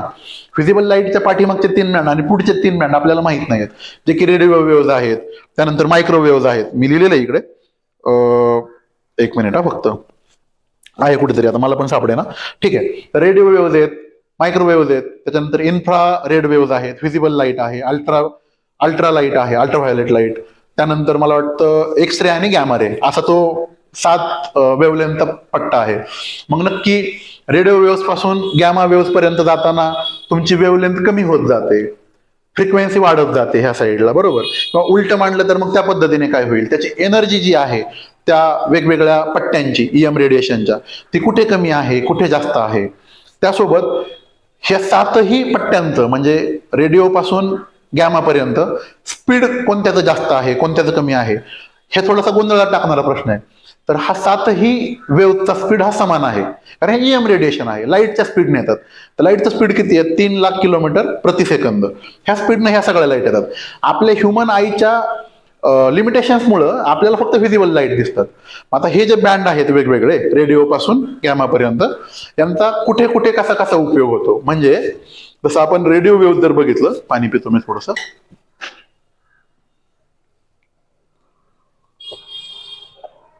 फास्ट नाही ना होते, नाही ना, व्यवस्थित आहे ना. तर रेडिओ वेव्ह जर बघितलं, कुणी इंजिनिअरिंग बॅकग्राऊंड आहे का आपल्याकडे, नाहीये, ठीक आहे. आपण मोबाईल वापरतो, मोबाईल कम्युनिकेशनचे टॉवर्स आहेत, त्याच्यातनं ज्या इमिट होतात त्या रेडिओ वेव्हज आहेत, बरोबर. आपण AM FM ऐकतो, किंवा अगदी टीव्हीचं प्रक्षेपण सुद्धा जे होतं त्या रेडिओ वेव्हच्या माध्यमातून होतं. त्यानंतर पुढचा पट्टा येतो मायक्रोवेव्हचा. आपण आपल्या घरामध्ये ते ओव्हन आहे, मायक्रोवेव्ह ओव्हन, ज्याच्यामध्ये पदार्थ गरम करतो. घरात नसेल तर आपण कुठे बाहेर समोसा खायला गेलो तिथं तो गरम करून देतो, त्याच्यामध्ये मायक्रोवेव्हचा वापर होतो. मग इन्फ्रासोनिक ज्या वेव्हज आहेत ते कुठे वापरले जातात, प्रत्येकाच्या घरामध्ये टीव्ही आहे, त्याला रिमोट आहे, तो जो चालू करतो ना, त्या इन्फ्रा लाईट आहे त्याच्यामध्ये वापरलेली. व्हिजिबल जे आहे ते आपण सगळं जे पाहतो, दृष्टीला जे पडतंय आपल्याला, ह्याला सगळं व्हिजिबल लाईटच्या मुळे पडतंय आपल्या दृष्टीला. किंवा ऑप्टिकल फायबर कम्युनिकेशन तुम्ही ऐकलंय, त्याच्यामध्ये काय होतं, रादर दॅन रेडिओ वेव्ह आपण लाईटच्या माध्यमातून आपला जो डेटा आहे तो डिजिटल माध्यमातून पाठवतो त्या ऑप्टिकल फायबर मधून. तर तिथं पण त्या व्हिजिबल लाईटचा वापर होतो. त्यानंतर पुढचा आहे अल्ट्रासाऊंड किंवा अल्ट्रा व्हायलेट लाईट, त्याचा वापर कुठं होतो. किंवा एक्सरेचा जो वापर आहे तो आपण मेडिकल इमेजिंगसाठी या स्कॅन करण्यासाठी वगैरे करतो. गॅमा वेव्ह तर तुम्ही बघितलं असेल की बटाट्याचं स्प्राउटिंग वगैरे रोखण्यासाठी आपण गॅमा वेव्ह वगैरे वापरतो, नाही का. तर ते तुम्हाला माहिती हवं. त्यानंतर ह्या प्रकाश ह्या चॅप्टरमध्ये ना सगळ्यात महत्वाचं आरसा आणि भिंग, ह्या दोन गोष्टी फार महत्वाच्या. आता तुम्ही सगळ्यांनी चष्मा घातलाय बऱ्यापैकी लोकांनी, तर तुम्हाला जर विचारलं पटकन की सांगा बरं तुम्ही कोणती लेन्स वापरलेली आहे, कॉन्केव्ह आहे की कॉन्व्हेक्स आहे, तर ते एकदम सोपं खेळ आहे, मी तुम्हाला सांगतो ते. तर आरशामध्ये 3 प्रकार आहेत, प्लेन मिरर आहे, कॉन्केव्ह मिरर आहे आणि कॉन्व्हेक्स मिरर आहे. लेन्समध्ये पण कॉन्केव्ह लेन्स आणि कॉन्व्हेक्स लेन्स आहे. मग नक्की लाईटचं जे कॉन्व्हर्जन्स आणि डायव्हर्जन्स म्हणतो आपण, पेन आहे ना इकडे, कॉन्व्हर्जन्स आणि डायव्हर्जन्स म्हणजे काय की लाईट इथून अशी पसरते की अशी एकत्र येते इकडं, नाही काय, याला आपण डायव्हर्जन्स म्हणतो कारण ही पसरते आहे. याला आपण कॉन्व्हर्जन्स म्हणतो कारण हे एकत्र येत आहे. समजा हे इथे जाऊन एकत्र आले, हे सगळे असे जर सगळे एकत्रित आले आणि हे पसरले, तर बाबा कॉन्केव्ह मिरर म्हणजे कसा येतो मिरर, हा साधारणतः असा कॉन्केव्ह मिरर, बरोबर ना. ही पृष्ठभाग चकचकीत केलेला आहे. मग कॉन्केव्ह मिरर मुळे तो कॉन्व्हर्ज होईल की डायव्हर्ज होईल, किंवा कॉन्व्हेक्स मिरर असेल तर तो कॉन्व्हर्ज होईल का डायव्हर्स होईल. मग मिररच्या संदर्भाने वेगवेगळ्या टर्म्स आहेत. फोकल लेंथ असेल, पोल असेल, प्रिन्सिपल ऍक्सिस असेल, बरोबर ना, त्याची रेडियस असेल. तर ते म्हणजे नक्की काय, किंवा फोकल लेंथ दिली असेल तर रेडियस काढा, रेडियस दिली असेल तर फोकल लेंथ काढा, अशा ज्या गोष्टी असतात लेन्सच्या संदर्भानं पण आहेत त्या. त्यानंतर हा जर प्रिन्सिपल ऍक्सिस आपण म्हटलं, आता पेननेच करावं लागेल हे, हा जर एक प्रिन्सिपल ऍक्सिस म्हटलं आणि इथं जर असा मिरर काढला किंवा लेन्स पण काढली, तर इकडे पॉझिटिव्ह का इकडे पॉझिटिव्ह, खाली पॉझिटिव्ह का वर पॉझिटिव्ह जे आहेत आपण जे पकडतो, तर ते आपल्याला लक्षात असायला हवं सगळ्या गोष्टी. त्यानंतर आरशाच्या संदर्भात टर्म मी तुम्हाला सांगितलं, प्रिन्सिपल ऍक्सिस, फोकस वगैरे. फोकल लेंथ म्हणजे काय, रेडियस अपॉन 2, हे आपण सगळ्यांनी बघितलेलं आहे. मग नक्की फोकल लेंथ कुठून कुठपर्यंत असते, त्याचा तो सेंटर ऑफ कर्वेचर नक्की कुठं आहे, ह्या गोष्टी बेसिक आहेत ज्या तुम्ही स्टेट बोर्डात दिलेल्या आहेत तुम्हाला. त्यानंतर आरशाच्या संदर्भानं वेगवेगळ्या लाईट कशा आल्या तर इमेज कशी तयार होईल, इमेज आपली पूर्ण इमेजसाठी आरशाची हाईट किती हवी, ह्या गोष्टी त्या चॅप्टरमध्ये आहेत, त्या व्यवस्थित करा. त्यानंतर भिंगाचं जर बघितलं, तुमच्या माझ्या चष्म्याला आता पॉवर आहे, काही कोणाचा 1 असेल, 2 असेल, -1 -2, वृद्धांसाठी पॉझिटिव्ह असतात, ते पॉझिटिव्ह निगेटिव्ह काय आहे. मग भिंगाची शक्ती कशामध्ये काढतात तर ते डायऑप्टरमध्ये काढतात. डायऑप्टर कसे काढतात तर power is equal to 1/f, बरोबर ना. आणि एफ म्हणजे ती फोकल लेंथ आहे, बरोबर ना, ती मीटरमध्ये असते. आणि 1/f ज्याच्यानंतर जी पॉवर येते डायऑप्टरमध्ये येते. समजा माझा चष्मा -0.75 आहे, तर त्या हिशोबाने मग त्याची फोकल लेंथ किती असेल, असे जे गणित दिले तुम्हाला कधी, तर ते सुटायला पाहिजेत. आता जसं आपण साऊंडमध्ये ह्युमन इयर बघितला, तसा चॅप्टर ह्या लाईटमध्ये डोळा महत्वाचा आहे. मग डोळ्यामध्ये लाईट कुठून एंटर करते, त्या डोळ्यांमधून ती एंटर झाल्यानंतर ती कशी कशी पास होते, रेटिनावर इमेज कशी तयार होते, हे सगळं आपल्याला त्यात आलं पाहिजे. त्यानंतर ह्या डोळ्याच्या दृष्टीने, आता डोळा जर अभ्यासला, त्यानंतर आपल्याला चष्मा लागला, तुमच्या वडिलांना पॉझिटिव्ह नंबरचा, आई वडिलांना पॉझिटिव्ह नंबरचा चष्मा असेल, आपल्याला निगेटिव्ह नंबरचा चष्मा आहे, तर तो पॉझिटिव्ह आणि निगेटिव्हच काय आहे, ती इमेज जी रेटिनावरती फॉर्म व्हायला पाहिजे, ती रेटिनाच्या अगोदर फॉर्म होते की रेटिनाच्या नंतर फॉर्म होते, हे आपल्याला कळायला पाहिजे. त्यामुळे तेव्हा आपल्याला कळेल की तो पॉझिटिव्ह आहे की निगेटिव्ह आहे. मग आता कॉन्केव्ह लेन्स जर असेल तर तो डायव्हर्ज करतो की कॉन्व्हर्ज करतो, त्या हिशोबानं रेटिनावरती इमेज जर आपल्याला फॉर्म करायची आहे, तर त्याच्यासाठी जर अलीकडे इमेज पडली तर डायव्हर्ज करावी लागेल, थोडी पुढे ढकलावी लागेल इमेज. आणि जर पलीकडे जात असेल, रेटिनाच्या पण बाहेर जात असेल, तर त्याला अलीकडे खेचून आणण्यासाठी कॉन्व्हर्ज करायला लागेल. म्हणजे आपण जे कॉन्व्हेक्स लेन्स जर बघितलं आणि अशी जर लाईट आली कॉन्व्हेक्स लेन्स मध्ये, समजा हे लाईटचे रेज आहेत समजा, तेव्हा ते जेव्हा पास करतात लेन्सला त्यावेळेस ते असे कॉन्व्हर्ज होतात, बरोबर का. म्हणजे रेटिनाच्या पलीकडे फॉर्म होणारी इमेज आपण रेटिनाच्या अलीकडे आणू शकतो जर आपण कॉन्व्हेक्स लेन्स लावलं तर. निकटदृष्टिता आणि दूरदृष्टिता, त्याच्यानंतर अजून जास्त ओल्ड एज झाल्यानंतर काय होतं की दोन्ही पण लेन्स लावायला लागतात, बायफोकल, म्हणजे मला जवळचंही दिसत नाही लांबचंही दिसत नाही. मग मला जवळचं वाचायचं तर कॉन्केव्ह लेन्स मी खाली लावेल आणि लांबचं बघायचं तर वरच्या साईडला मी कॉन्व्हेक्स लेन्स लावेल. अशा पद्धतीने त्या गोष्टी आहेत. तर ते नक्की डोळ्याची समायोजन शक्ती जी आहे ती आपली कमी जास्त होते वयानुसार, कामानुसार. तर त्यामुळे ते कोणतं लेन्स कुठं लावायचं, का लावायचं, ती शक्ती का कमी जास्त होते, त्यानंतर डोळ्याचं भिंग कोणतं आहे, हे सगळ्या गोष्टी आपल्याला करायला लागतील त्याच्यामध्ये. त्यानंतर रॉड सेल आणि कोन सेल नावाचा एक प्रकार आहे, जो की रॉड सेल जो आहे ना तो अंधारामध्ये आपल्याला व्यवस्थित पाहण्यासाठी प्रकाशाची ती तीव्रता आहे ना ती कमी जास्त झाल्यानंतर जे दृष्टीला इमेज पडते त्याच्यामध्ये मदत करते. कोन सेल ज्या आहेत त्या कलर म्हणजे सी वरनं कलर असं लक्षात ठेवा तुम्ही. रंगांची जाणीव कोन सेलला सी आहे, कलर मध्ये सी आहे. रंगांची जाणीव आपल्याला त्या कोन सेल करून देतात. त्यानंतर आता हे आरशे आणि भिंग मी बोललो ह्याच्यामध्ये, ह्यांचे उपयोग काय आहेत. म्हणजे बऱ्याचदा काय होतं, आता माझं पण चुकतं, जर मी आपण रिव्हिजन नाही केली ना तर गाडीला लावलेला जो मिरर आहे साईड मिरर, किंवा घरामध्ये प्लेन मिरर आहे, किंवा कधी कधी अजून वेगवेगळ्या ठिकाणी दाढीचा मिरर असतो आपला, बरोबर ना. तर ते कोणते मिरर आहेत, त्या मिरर नक्की कॉन्व्हर्ज करतं, इमेज मोठी करतं, छोटी करतं, गरजेचं काय हे थोडं बघून घ्या. लेन्सेसच्या बाबतीत पण तेच आहे. त्यानंतर आता महत्वाच्या टर्म सुरू होतात थोड्याशा लाईटच्या, रिफ्लेक्शन, रिफ्रॅक्शन, स्कॅटरिंग आणि डिस्पर्शन. ह्या 4 महत्वाच्या टर्म्स आहेत. रिफ्लेक्शन म्हणजे काय, तर एका ठिकाणी लाईट पडली आणि आदळून परत माघारी आली, म्हणजे आपलं प्रतिबिंब जे आपल्याला आरशामध्ये दिसतं मिररमध्ये ते रिफ्लेक्शन ऑफ लाईट आहे, बरोबर ना. तिथं ते रिफ्लेक्शन आपल्याला दिसतं कारण लाईट आदळून माघारी येत आहे. रिफ्रॅक्शन म्हणजे काय, थोडक्यात तुमच्या चष्म्यामधून किंवा एखाद्या ग्लासमधून, काचेमधून लाईट आरपार जाते, बरोबर, तेव्हा ते रिफ्रॅक्शन आहे. आरपार जाण्याला रिफ्रॅक्शन म्हणतो आपण. मग लॉज ऑफ रिफ्लेक्शन आणि लॉज ऑफ रिफ्रॅक्शन आहेत वेगवेगळे. म्हणजे ज्यावेळेस एखाद्या काचेमधून लाईट आरपार जाते आणि ती जी नॉर्मल काढतो आपण परपेंडिक्युलर लाईन, रे पास होतं ना, तो नॉर्मल कडे झुकतो की नॉर्मल पासून दूर झुकतो, हे त्याच्या रिफ्रॅक्टिव्ह इंडेक्स याच्यावरती हे करतं, मॅटर करतं. आता रिफ्रॅक्टिव्ह इंडेक्स म्हणजे काय, तो कसा काढायचा, तर माझ्या माहितीप्रमाणे 2021 किंवा 22चा क्वेश्चन आहे, बहुतेक 21ला असावा, सायन्समध्येच रिफ्रॅक्टिव्ह इंडेक्स काढायचा होता आणि बहुतेक स्पीड दिलं होतं आपल्याला 2 मीडियमचं.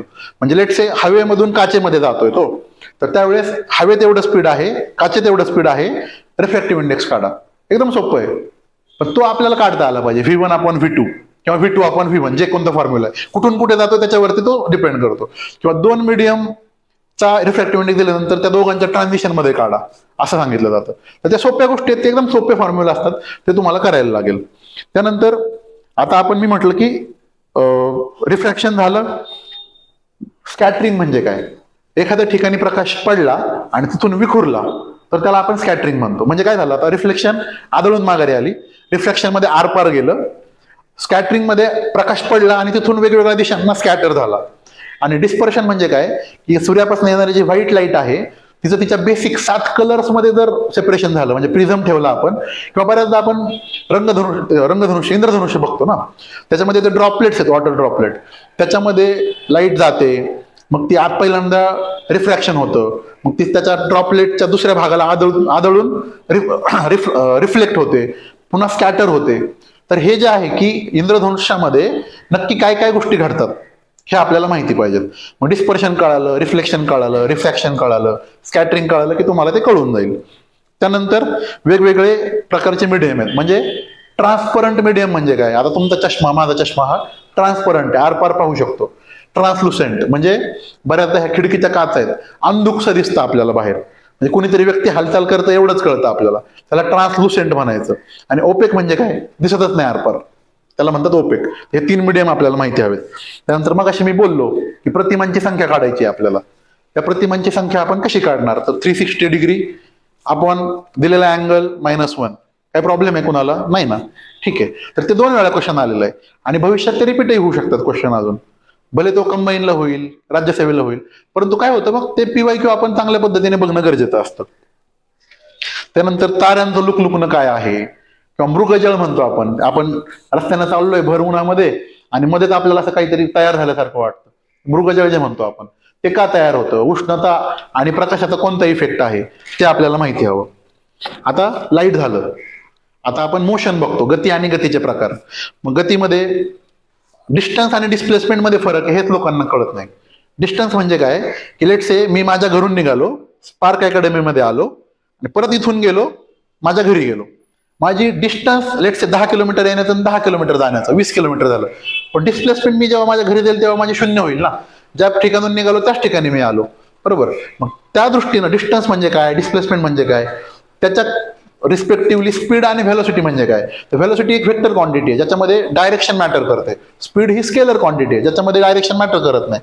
मग नक्की डिस्टन्सची संदर्भात व्हेलोसिटी आहे की डिस्टन्सच्या संदर्भात स्पीड आहे हे आपल्याला कळायला पाहिजे, बरोबर.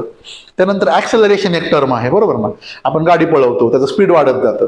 ऍक्सेलरेशनचा फॉर्म्युला आहे की आत्ताचा स्पीड मायनस अगोदरचा स्पीड भागिले त्या वाढलेल्या तो स्पीड वाढण्यासाठी लागलेला time upon T, fee minus U upon T. त्यानंतर पॉझिटिव्ह ऍक्सेलरेशन असतं, निगेटिव्ह ऍक्सेलरेशन आहे, झिरो ऍक्सेलरेशन आहे. ते म्हणजे काय.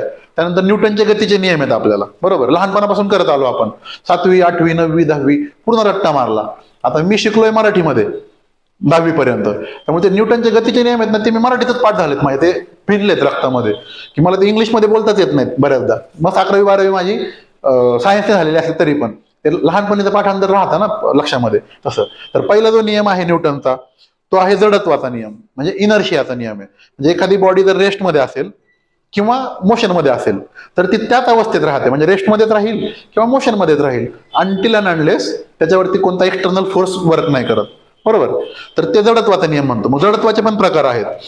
इनर्शिया ॲट रेस्ट असेल, इनर्शिया ड्यू टू मोशन असेल, इनर्शिया ड्यू टू डायरेक्शन असेल. ते म्हणजे काय. त्यानंतर दुसरा नियम आहे मोमेंटमचा, रेट ऑफ चेंज ऑफ मोमेंटमचा. म्हणजे काय, संवेग परिवर्तनाचा दर प्रयुक्त दलाशी समानुपाती असतो आणि संवेगाचे परिवर्तन बलाच्या दिशेने होते.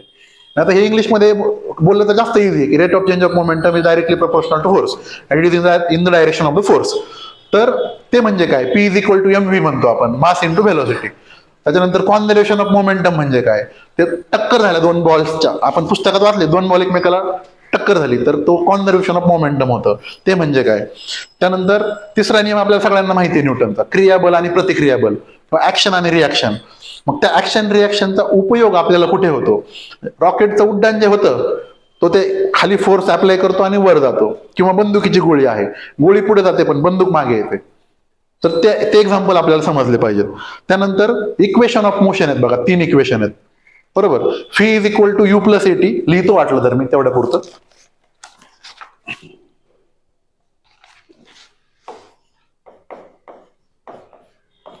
You plus A T ut plus 1/2 at square v square is equal to u square plus 2as, बरोबर.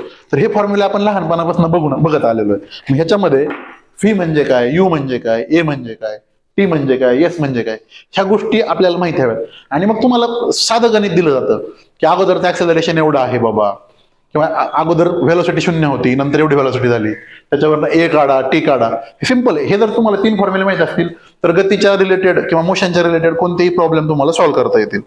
त्यानंतर नेक्स्ट चॅप्टर येतो गुरुत्वाकर्षण.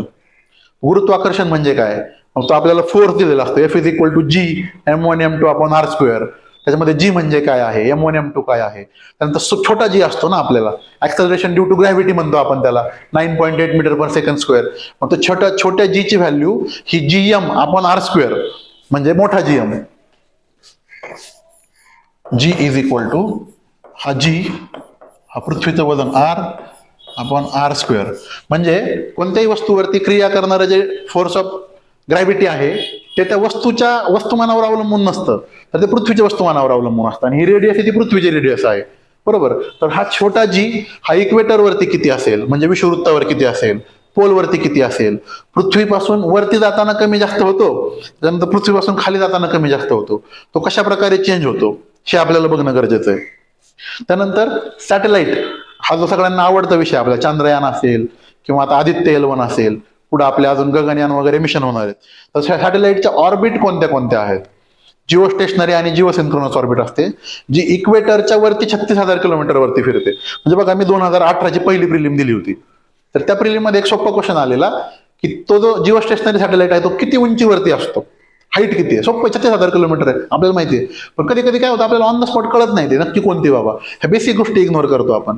तर जिओ स्टेशनरी आणि जिओ सिंक्रोनस ही विषुववृत्ताच्या वरती फिरणारी ऑर्बिट आहे, जे 36,000 किलोमीटर वरती पृथ्वीच्या स्पीडने फिरतात. मग पोलर ऑर्बिट म्हणजे काय, तर उत्तर ध्रुव आणि दक्षिण ध्रुव याच्या भोवती फिरणारी, त्याची उंची साधारणतः 2,000 किलोमीटर असते, बरोबर ना. ते कधी कधी 700-800 किलोमीटर पासून 2,000 किलोमीटर पर्यंत व्हॅरी होतात. मग आता त्या ऑर्बिटमध्ये म्हणजे जिओ सिंक्रोनस ऑर्बिटमध्ये आपण कोणत्या प्रकारचे सॅटेलाइट पाठवतो आणि पोलर ऑर्बिटमध्ये कोणते पाठवतो, म्हणजे कम्युनिकेशनचे जे सॅटेलाइट आहेत ते आपण तिथे पाठवतो जिओ सिंक्रोनस ऑर्बिटला, बरोबर. आणि अर्थ ऑब्झर्वेशन सॅटेलाइट असतील, रिमोट सेन्सिंग सॅटेलाइट, कारण आपल्याला जवळून करायचं ना ते ऑब्झर्वेशन. 36,000 किलोमीटर वरून अर्थ पाहणे आणि 2,000 किलोमीटर वरून अर्थ पाहणे लिमिटेशन्स आहेत ना. मग 2,000 किलोमीटर वरून किंवा 700-800 किलोमीटर वरून बघितलं तर पृथ्वीचा चांगल्या प्रकारे अंदाज येईल आपल्याला. मग तो वनांचा सर्वे असेल, जमिनीचा सर्वे असेल, वेगवेगळ्या ठिकाणचं सर्वेक्षण असेल, चोपडपट्ट्या असतील, डोंगरदऱ्या असतील, अगदी धरणांचं सर्वेक्षण असेल, हे सगळं आपण पोलर सॅटेलाइटच्या माध्यमातून किंवा अर्थ ऑब्झर्वेशन सॅटेलाइट म्हणतो आपण त्याला, किंवा रिमोट सेन्सिंग सॅटेलाइट म्हणतो, बरोबर. मग ते सॅटेलाइट कोणते आहेत भारताचे, रिसेंटली जर कोणता पाठवला असेल तर तो करंटमध्ये तुम्हाला महत्वाचा ठरेल. मग तो कम्युनिकेशनचा असेल किंवा आपला रिमोट सेन्सिंगचा असेल. तर ते ऑर्बिट थोड्याशा माहिती करून घ्या. त्यानंतर इलेक्ट्रिसिटी हा एक महत्वाचा चॅप्टर आहे बघा, फार महत्वाचा. इलेक्ट्रिसिटीच्या दृष्टीने जर बघितलं तर काय काय येतं, करंट येतं. करंट म्हणजे काय, व्होल्टेज म्हणजे काय, रेझिस्टन्स म्हणजे काय, रेझिस्टिव्हिटी म्हणजे काय, त्याच्यानंतर कंडक्टर म्हणजे काय, इन्सुलेटर म्हणजे काय, बरोबर ना. सेमीकंडक्टर एक आहे. आता सेमीकंडक्टरचं आजकाल फार प्रस्त वाढलंय, कारण चिप्स वगैरे जे आपण बनवतो, सगळ्या कंपोनंट्स आहेत इलेक्ट्रॉनिक्सचे, ते सेमीकंडक्टर चिप्स आहेत. त्याच्यामध्ये सेमीकंडक्टर मटेरियल असतं, सिलिकॉन किंवा जर्मेनियम. मग ते का महत्वाचं ठरतंय, आता इलेक्ट्रॉनिक्स इंजिनियर झालो आम्ही बरेच जण, कोणी कम्प्युटर इंजिनियर झालं.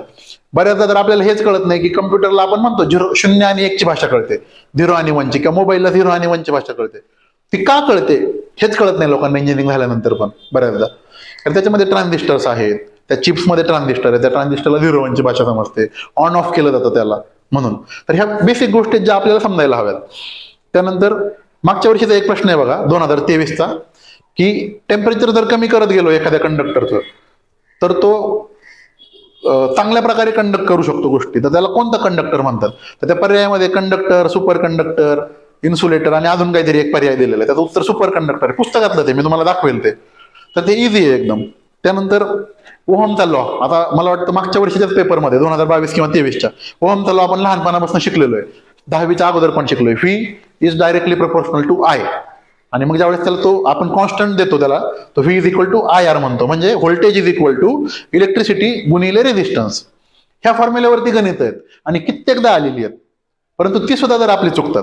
किंवा कधी कधी काय होतं, ते व्होल्टेज दिलं, त्या व्होल्टेजवरनं पॉवर काढायची, पॉवरवरनं ते युनिट काढायचं, की युनिट म्हणजे काय, 1 किलोवॅट अवर म्हणजे किती. मग त्या एका युनिट, जसं आपल्याला घरामध्ये पर युनिट चार्ज होतो ना, तर पर युनिटला लेट से 7 रुपये चार्ज असेल, तर एवढ्या काळासाठी हा एक बल्ब वापरला, लेट से 2 तासासाठी मी एक बल्ब वापरला, त्या बल्बचं कन्झम्पशन एवढं आहे, तर किती रुपये खर्च झाले. एकदम सोपं गणित आहे, पण ते आपण करतच नाही व्यवस्थित, त्यामुळे प्रॉब्लेम येतो आपल्याला. त्यानंतर जूलचा हिटिंग इफेक्टचा नियम आहे, H is equal to I square RT, हा एक नियम आहे. मग त्याचं जूल आणि कॅलरीचं कन्व्हर्जन कसं होणार ते थोडं बघून घ्यावं लागेल. त्यानंतर हिटिंग इफेक्ट ऑफ इलेक्ट्रिसिटी, म्हणजे फ्यूज वगैरे जो आहे ना, आपण घरामध्ये फ्यूज लावतो, ती वितळते बघा, जास्त जर व्होल्टेज किंवा करंट कमी जास्त झालं तर ते का लावलेले आहे. आपले जे अप्लायन्सेस आहेत घरामध्ये, फॅन, टीव्ही, काय फ्रीज वगैरे जे काय असतील, ते जर अचानक इलेक्ट्रिसिटीचा लोड वाढला तर ती इलेक्ट्रिसिटी तिथपर्यंत पोहोचावी नाही तर डिव्हाइसेस पर्यंत, नाहीतर डिव्हाइसेस डॅमेज होतील. तर ती फ्यूज वितळली, ती पुढे जातच नाही ना इलेक्ट्रिसिटी, तिथंच बंद होतं. त्याला हिटिंग इफेक्ट ऑफ कंडक्टर म्हणतो किंवा इलेक्ट्रिसिटी म्हणतो आपण. तो तिथं वितळला की सप्लाय बंद झाला, ती फ्यूज आपल्याला रिप्लेस करता येते. ती एक वायर आहे, ते आपण टाकतो. शेतकऱ्याची मुलं असतील तर त्यांना माहिती आहे प्रत्येकाला, बरोबर. त्यानंतर नेक्स्ट आहे की मॅग्नेटिझम, चुंबकत्व. मग आपल्याला माहिती आहे की इलेक्ट्रिसिटी जर व्हॅरी केली आपण तर चुंबकत्व तयार होतं, बरोबर. किंवा चुंबकत्व जर व्हॅरी केलं तर इलेक्ट्रिसिटी तयार होते. तर ते जे नियम आहेत त्याच्या संदर्भातले ते पाहून घ्या. त्यानंतर राईट हँड रूल आणि लेफ्ट हँड रूल आहेत बघा, थंबचा रूल एक, ते बघून घ्या. त्यासोबत मोटर म्हणजे काय आणि जनरेटर म्हणजे काय. आता जर कोणी शेतकऱ्याचा असेल तर त्याला मोटर हा प्रकार माहिती आहे, पण नक्की काय करतं ते, तर इलेक्ट्रिकल एनर्जीचं कन्व्हर्जन मेकॅनिकल एनर्जीमध्ये करतं, आणि जनरेटर काय तर ते मेकॅनिकल एनर्जीचं कन्व्हर्जन इलेक्ट्रिसिटीमध्ये करतं. एवढं सोपं आहे. त्याचं वर्किंग दिलेलं आहे थोडंफार पुस्तकामध्ये, ते बघून घ्या, कारण ते चुंबकत्वाशी रिलेटेड आहे, मॅग्नेटिझमच्या रिलेटेड आहे. त्यानंतर फिजिक्सचा शेवटचा चॅप्टर किंवा सेकंड लास्ट चॅप्टर जर म्हटलं तर एक सूर्यमाला किंवा आपली जी ग्रह फिरतात किंवा हे विश्वाची उत्पत्ती हे थोडंसं जर बघितलं तर आपले जे 8 ग्रह आहेत सूर्याभोवती फिरणारे त्यांची सिक्वेन्स असेल, त्याला लागणारा रिव्होल्युशनचा पिरियड असेल, पृथ्वी जवळचा सगळ्यात ग्रह कोणता, सूर्याजवळचा सगळ्यात जवळचा ग्रह कोणता, किंवा प्लुटोला आपण आता बटू ग्रह म्हणतो बरोबर ना, डॉर्फ प्लॅनेट, त्याला डॉर्फ प्लॅनेट कधीपासून म्हणतो, का म्हणतो, ऍस्टेरॉइडचा बेल्ट आहे, 4 ग्रह आहेत अगोदर, नंतर 4 ग्रह आहेत, त्याच्यामध्ये एक ऍस्टेरॉइड बेल्ट आहे, ते थोडं बघून घ्या. मागच्या वर्षी त्याच्या संदर्भाने एक प्रश्न होता की पृथ्वी आणि मला वाटतं ग्रहाचं ते स्पीडवरनं कोणत्या स्पीड जास्त कमी कशावरनं ठरतं याच्या संदर्भाने तो एक प्रश्न होता. त्यानंतर लाईट इयर म्हणजे काय, म्हणजे सूर्यप्रकाश हा एका वर्षामध्ये किती अंतर ट्रॅव्हल करतो म्हणजे लाईट इयर बरोबर, ते त्याचं एक दिलेलं एक किंमत त्याची तेवढी बघून घ्या फक्त एकदा. त्यानंतर आता सॅटेलाइट मग अशी बोललो ना मी, त्याच अनुषंगाने आपण वेगवेगळे आर्टिफिशियल सॅटेलाइट पाठवलेले आहेत, जसं की आपण आता चांद्रयान पाठवलं होतं किंवा वेगवेगळ्या ग्रहांभोवती फिरणारे वेगवेगळे उपग्रह आहेत. तर आर्टिफिशियल सॅटेलाइट म्हणजे काय, ते का पाठवतो, त्यांचा उपयोग काय आहे, किंवा रिसेंटली जर करंटमध्ये कोणता पाठवला असेल तर तो करंटच्या अँगलने तुम्हाला महत्वाचा ठरेल.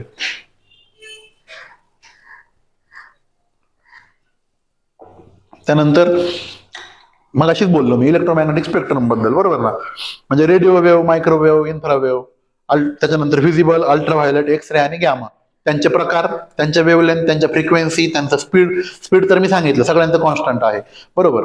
त्यानंतर आपलं व्हिजिबल लाईट जो आहे तो त्या 7 कलर्स मध्ये, इंद्रधनुष्य जो म्हणतो आपण सप्तरंगी, तो व्हिपग्युआर ह्या सिक्वेन्स मध्ये तो होतो. मग त्याच्यात फी पासून आर पर्यंत कोणत्या कलरची वेव्हलेंथ जास्त आहे, कोणत्या कलरची फ्रिक्वेन्सी जास्त आहे, कोणत्या कलरची एनर्जी जास्त आहे. त्याच्यानंतर डिफ्लेक्शन फीचं जास्त होतं की आरचं जास्त होतं, जर त्याचं जास्त होतं ते जास्त का होतं, कमी होतं ते कमी का होतं.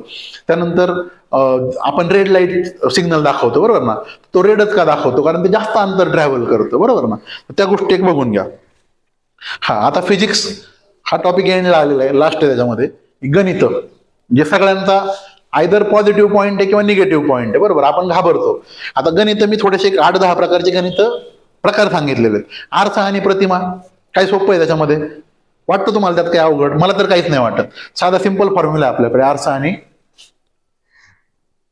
आपल्याला विचारतात नंबर ऑफ इमेजेस म्हणजे काय, तर 360 डिग्री अँगल भागिले दिलेला अँगल -1. साधं कॅल्क्युलेशन आहे. 30 डिग्री जर तुम्हाला इथं दिलं, इथून इथं भागलं, -1 केलं, आलं 40 दिलं किंवा 60 दिलं, एकदम सोपं आहे. ते अँगल आरशाचा किती आहे त्यातनं किती इमेजेस तयार होतील. आणि ह्या फॉर्म्युल्यावरती जर आपलं चुकत असेल तर मग आपल्याला विचार करण्याची गरज आहे की बाबा आपलं का चुकतंय नक्की, नाही का, हे सोपं आहे एकदम. त्यानंतर सगळ्यात महत्वाचं V is equal to N lambda, म्हणजे साऊंडचं स्पीड असेल किंवा लाईटचं स्पीड असेल तर ते आपण व्हेलॉसिटी कशी काढतो, एन म्हणजे फ्रिक्वेन्सी, लॅम्बडा म्हणजे वेव्हलेंथ बरोबर. मग तुम्हाला जर फ्रिक्वेन्सी दिली आहे, वेव्हलेंथ दिली आहे आणि स्पीड काढायला सांगितलंय, सोपं आहे ना. किंवा स्पीड काढल्यानंतर सांगितलंय की ह्या स्पीडने 5 सेकंद, 10 सेकंद, 15 सेकंद एखादी वेव्ह ट्रॅव्हल झाली असेल, वस्तू ट्रॅव्हल झाली असेल, साऊंड ट्रॅव्हल झाला असेल तर किती डिस्टन्स कव्हर करेल. डिस्टन्स तुम्हाला माहिती आहे कसं काढायचं, टाइम गुणिले speed is equal to distance. तो गणित तुम्हाला दाखवणार आहे मी तुम्हाला थोड्या वेळानं. हा, त्यानंतर जसं मी म्हटलं ओहमचा law, V is equal to I R. हे जर तुम्हाला माहिती आहे, करंट दिला असेल, व्होल्टेज दिला असेल, रेजिस्टन्स काढायचं असेल किंवा कोणती एक क्वांटिटी मिसिंग आहे, 2 क्वांटिटी दिलेल्या आहेत, साधा गुणाकार भागाकार आहे, त्यात काहीच अवघड नाहीये. त्याच्यावरनं जर पॉवर काढायला लावली तर पॉवर म्हणजे काय, त्याच्यानंतर युनिट कसं कन्व्हर्जन करायचं, बिल कसं काढायचं इलेक्ट्रिसिटीचं, सोपं आहे. हा, आता अजून एक प्रश्न असा असतो की लाईटचं तुम्हाला हे माहिती आहे, स्पीड माहिती आहे की 3 लाख किलोमीटर पर सेकंद. आणि मग त्याने सांगितलं की इथून मी चंद्रावरती लाईट पाठवली असेल, एवढ्या सेकंदात गेली, एवढ्या सेकंदात आली, तर सांगा बरं डिस्टन्स किती आहे. असं एक गणित होतं 2021 ला काहीतरी, सोपं आहे ते. त्यानंतर वर्क, पॉवर आणि एनर्जी आणि फोर्स ह्या टर्म्स मध्ये कसं कन्व्हर्जन होतं हे सोपं आहे. रिफ्रॅक्टिव्ह इंडेक्स बद्दल बोललो मी.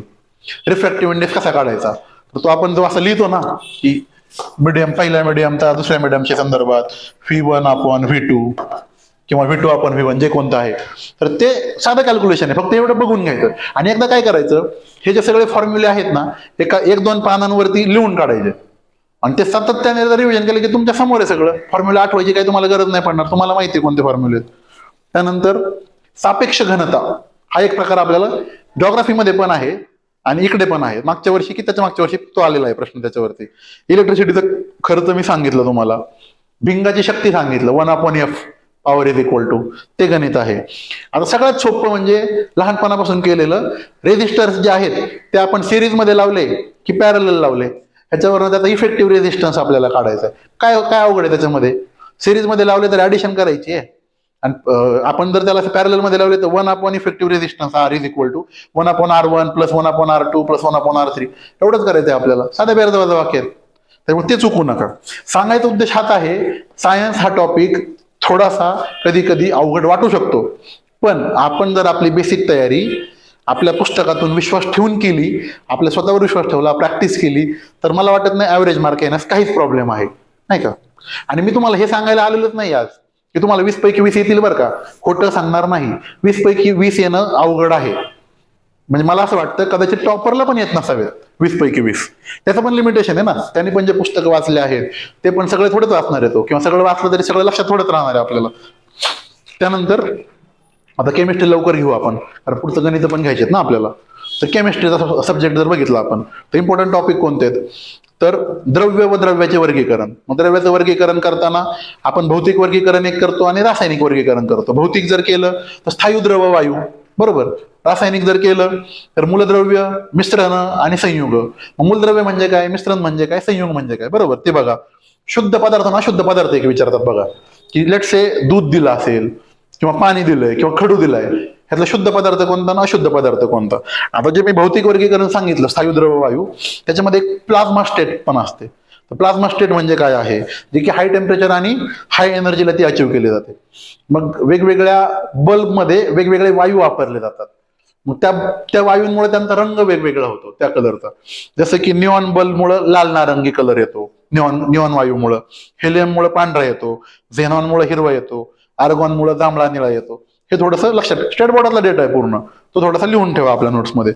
त्यानंतर आता मी ज्या अवस्था सांगितल्या, स्थायू द्रव वायू, तुम्हाला माहितीये उष्णता दिली ह्या पाण्याची वाफ होईल, स्थायूला उष्णता दिली त्याचं पाणी होईल. म्हणजे मेल्टिंग म्हणजे काय, सॉलिडिफिकेशन म्हणजे काय, इव्हॅपोरेशन म्हणजे काय, कंडेन्सेशन म्हणजे काय, हे आपल्याला बेसिकली एकदम सोप्या गोष्टी आहेत, त्या फक्त माहित करून घ्या. काही पदार्थ असे आहेत की ज्याला आपण असं ओपन मध्ये ठेवलं स्थायू पदार्थाला तर त्याचं लिक्विड न होता डिरेक्टली वाफ होते, म्हणजे कापूर आहे, बरोबर ना. तर तसं का होतं, त्याला काय म्हणतो आपण, सब्लिमेशन म्हणतो, बरोबर ना. त्यानंतर अजून एक महत्वाचा प्रश्न जो मागच्या वर्षी आलेला आहे, इथून मागं पण आलेला आहे, डिग्री सेल्सिअस टू डिग्री फॅरनहाइटचं कन्व्हर्जन. एकदम सोपं आहे, फॉर्म्युला तुम्हाला दिलेलं आहे पुस्तकामध्ये, त्यात फक्त व्हॅल्यू टाकायच्यात. डिग्री फॅरनहाइट बरोबर, लिहितो मी, थोडं दिल्यासारखं पण वाटलं पाहिजे ना.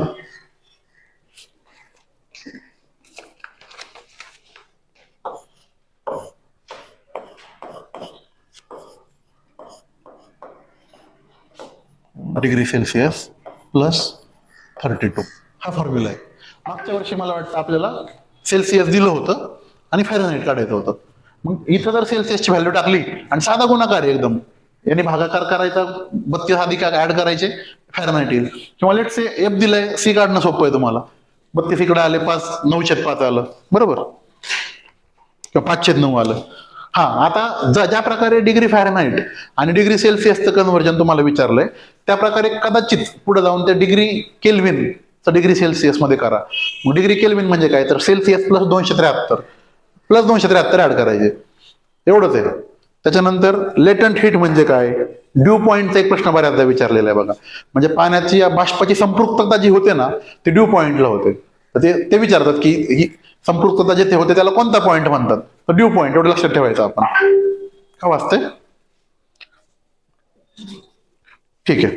त्याच्यानंतर केमिकल क्लासिफिकेशन म्हणजे रासायनिक वर्गीकरण जे बघितलं आपण, त्याच्यामध्ये मी सांगितलं एलिमेंट आहेत, संयुग म्हणजे कंपाऊंड आहेत, आणि मिक्सचर आहेत. मग एलिमेंट मध्ये पण धातू, अधातू आणि धातू सदृश, मेटल, नॉन मेटल आणि मेटलॉइड.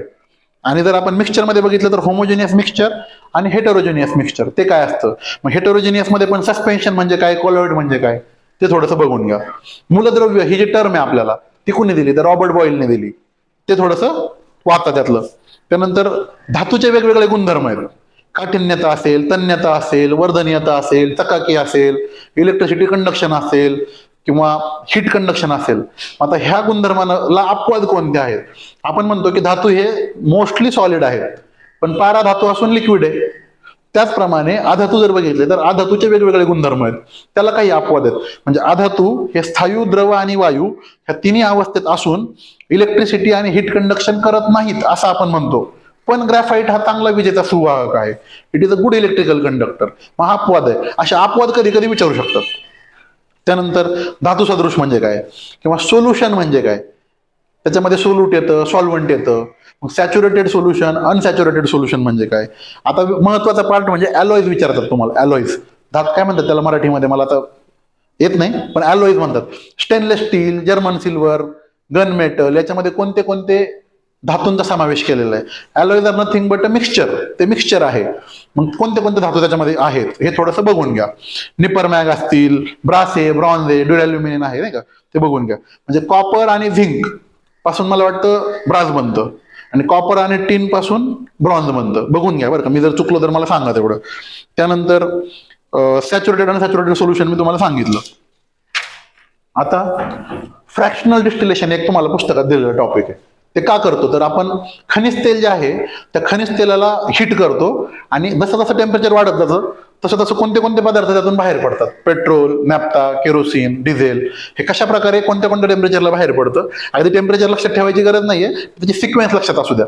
कधी कधी विचारू शकतात की खनिज तेलाला मी हिट दिली आहे आम्ही, तर चढत्या क्रमाने सांगा की कोणतं कोणतं अगोदर बाहेर पडेल. अगोदर पेट्रोल, मग नॅफ्ता, मग केरोसिन, मग डिझेल, अशा सिक्वेन्सने ते बाहेर पडतं. आता महत्वाचा चॅप्टर येतो ॲटम आणि त्याचं स्ट्रक्चर, म्हणजे अणु आणि त्याची रचना. बरोबर. त्याच्यामध्ये वेगवेगळ्या सायंटिस्टनं त्यांचं अणुप्रतिकृतीचं मॉडेल दिलेलं आहे. मग कोणत्या सायंटिस्टनं काय सांगितलं आणि काळाच्या ओघामध्ये ते कसं कसं डेव्हलप होत गेलं. म्हणजे डाल्टनने काय सांगितलं असेल, जे जे थॉम्सननं काय सांगितलं, रुदरफोर्डने काय सांगितलं, निल्स बोहरने काय सांगितलं, हे थोडं बघून घ्या. आता जे जे थॉम्सननं इलेक्ट्रॉनचा शोध लावला, बरोबर ना, मला वाटतं त्यांना त्यावेळेस त्याच्यासाठी नोबेल पण मिळालेलं आहे. बघून घ्या एकदा. त्यानंतर अणूच्या आत असलेले 3 महत्वाचे पार्टिकल आहेत, प्रोटॉन, न्यूट्रॉन आणि इलेक्ट्रॉन. बरोबर. त्यांचा चार्ज किती आहे, पॉझिटिव्ह चार्ज आहे की निगेटिव्ह चार्ज आहे. अणुकेंद्रकामध्ये प्रोटॉन आणि न्यूट्रॉन असतो, त्याच्या भोवती कक्षांमध्ये इलेक्ट्रॉन फिरत असतात. मग ते इलेक्ट्रॉन किती नंबर असतो त्यांचा त्या कक्षांमध्ये, तो 2n² आणि n म्हणजे कक्षाचे नंबर, ह्याच्यावरती ठरतो. त्याच्यानंतर व्हॅलन्सी आणि व्हॅलन्स इलेक्ट्रॉन ह्या 2 गोष्टी वेगळ्या आहेत. व्हॅलन्स इलेक्ट्रॉन म्हणजे काय, तर अणूच्या शेवटच्या कक्षेमध्ये असलेल्या इलेक्ट्रॉनची संख्या म्हणजे व्हॅलन्स इलेक्ट्रॉन. आणि आता आपल्याला सगळ्यांना माहिती आहे की प्रत्येक अणू हा अष्टक पूर्ण करण्याचा प्रयत्न करतो. मग अष्टक पूर्ण करण्यासाठी त्याने किती इलेक्ट्रॉन दिले किंवा किती इलेक्ट्रॉन घेतले याला आपण व्हॅलन्सी म्हणतो. म्हणजे व्हॅलन्स इलेक्ट्रॉन म्हणजे काय, फक्त कक्षेतल्या इलेक्ट्रॉनची संख्या, मग 2 असू द्या, 4 असू द्या, 6 असू द्या. पण अष्टक पूर्ण करण्यासाठी त्याने किती दिले किंवा घेतले म्हणजे व्हॅलन्सी. ह्यात फरक आहे व्हॅलन्सी आणि व्हॅलन्स इलेक्ट्रॉन मध्ये. त्याच्यानंतर आपण ॲटॉमिक नंबर म्हणजे अणुक्रमांक म्हणजे काय, म्हणजे अणुकेंद्रकामध्ये असणाऱ्या प्रोटॉनची संख्या किंवा कक्षेमध्ये फिरणाऱ्या इलेक्ट्रॉनची संख्या म्हणजे अणुक्रमांक. मग अणुवस्तुमानांक म्हणजे काय, तर केंद्रकामध्ये असणाऱ्या प्रोटॉन आणि न्यूट्रॉन यांची संख्या म्हणजे अणुवस्तुमानांक. मग तसं असेल तर मग आयसोटोप्स काय असतं, आयसोबार काय असतात. आयसोटोप म्हणजे काय, तर ते एकाच मूलद्रव्याचे वेगवेगळे वजन असलेले हे म्हणजे सेम ॲटॉमिक नंबर पण डिफरंट मास नंबर एकाच याचे. मग कोणत्या कोणत्या एलिमेंटचे आयसोटोप्स आहेत. आता माझ्याकडे लिहिलेलं आहे की कार्बनचं आहे बाबा C612, C613, C614. मग 614चा उपयोग आपल्याला कार्बन डेटिंग मध्ये होतो. कार्बन डेटिंग वरती एक PYQ येऊन गेलेला आहे. बरोबर. त्याच्यामध्ये मला वाटतं त्यांनी नोबेल फिजिक्स मध्ये दिला काय केमिस्ट्रीमध्ये दिला, ह्याचं काहीतरी चुकवलेलं आहे. त्याचा हा बरोबर ना, FW लिबी यांनी त्याचा शोध लावलेला आहे. त्याचा हाफ लाईफ किती आहे, 5568 वर्ष, ते थोडं पाहून घ्या. आता मी वेगवेगळे आयसोटोप जे आहेत ना, म्हणजे युरेनियमचा असेल, कार्बनचा असेल, किंवा कोबाल्ट असेल, आयोडीन असेल, हायड्रोजन असेल, हे कोणत्या कोणत्या आयसोटोपचा कुठे कुठे वापर होतो. म्हणजे युरेनियमच्या आयसोटोपचा वापर होतो न्यूक्लिअर एनर्जी क्रिएट करण्यासाठी, किंवा अगदी अणुबॉम्बमध्ये पण आपल्याला त्याचा वापर होतो.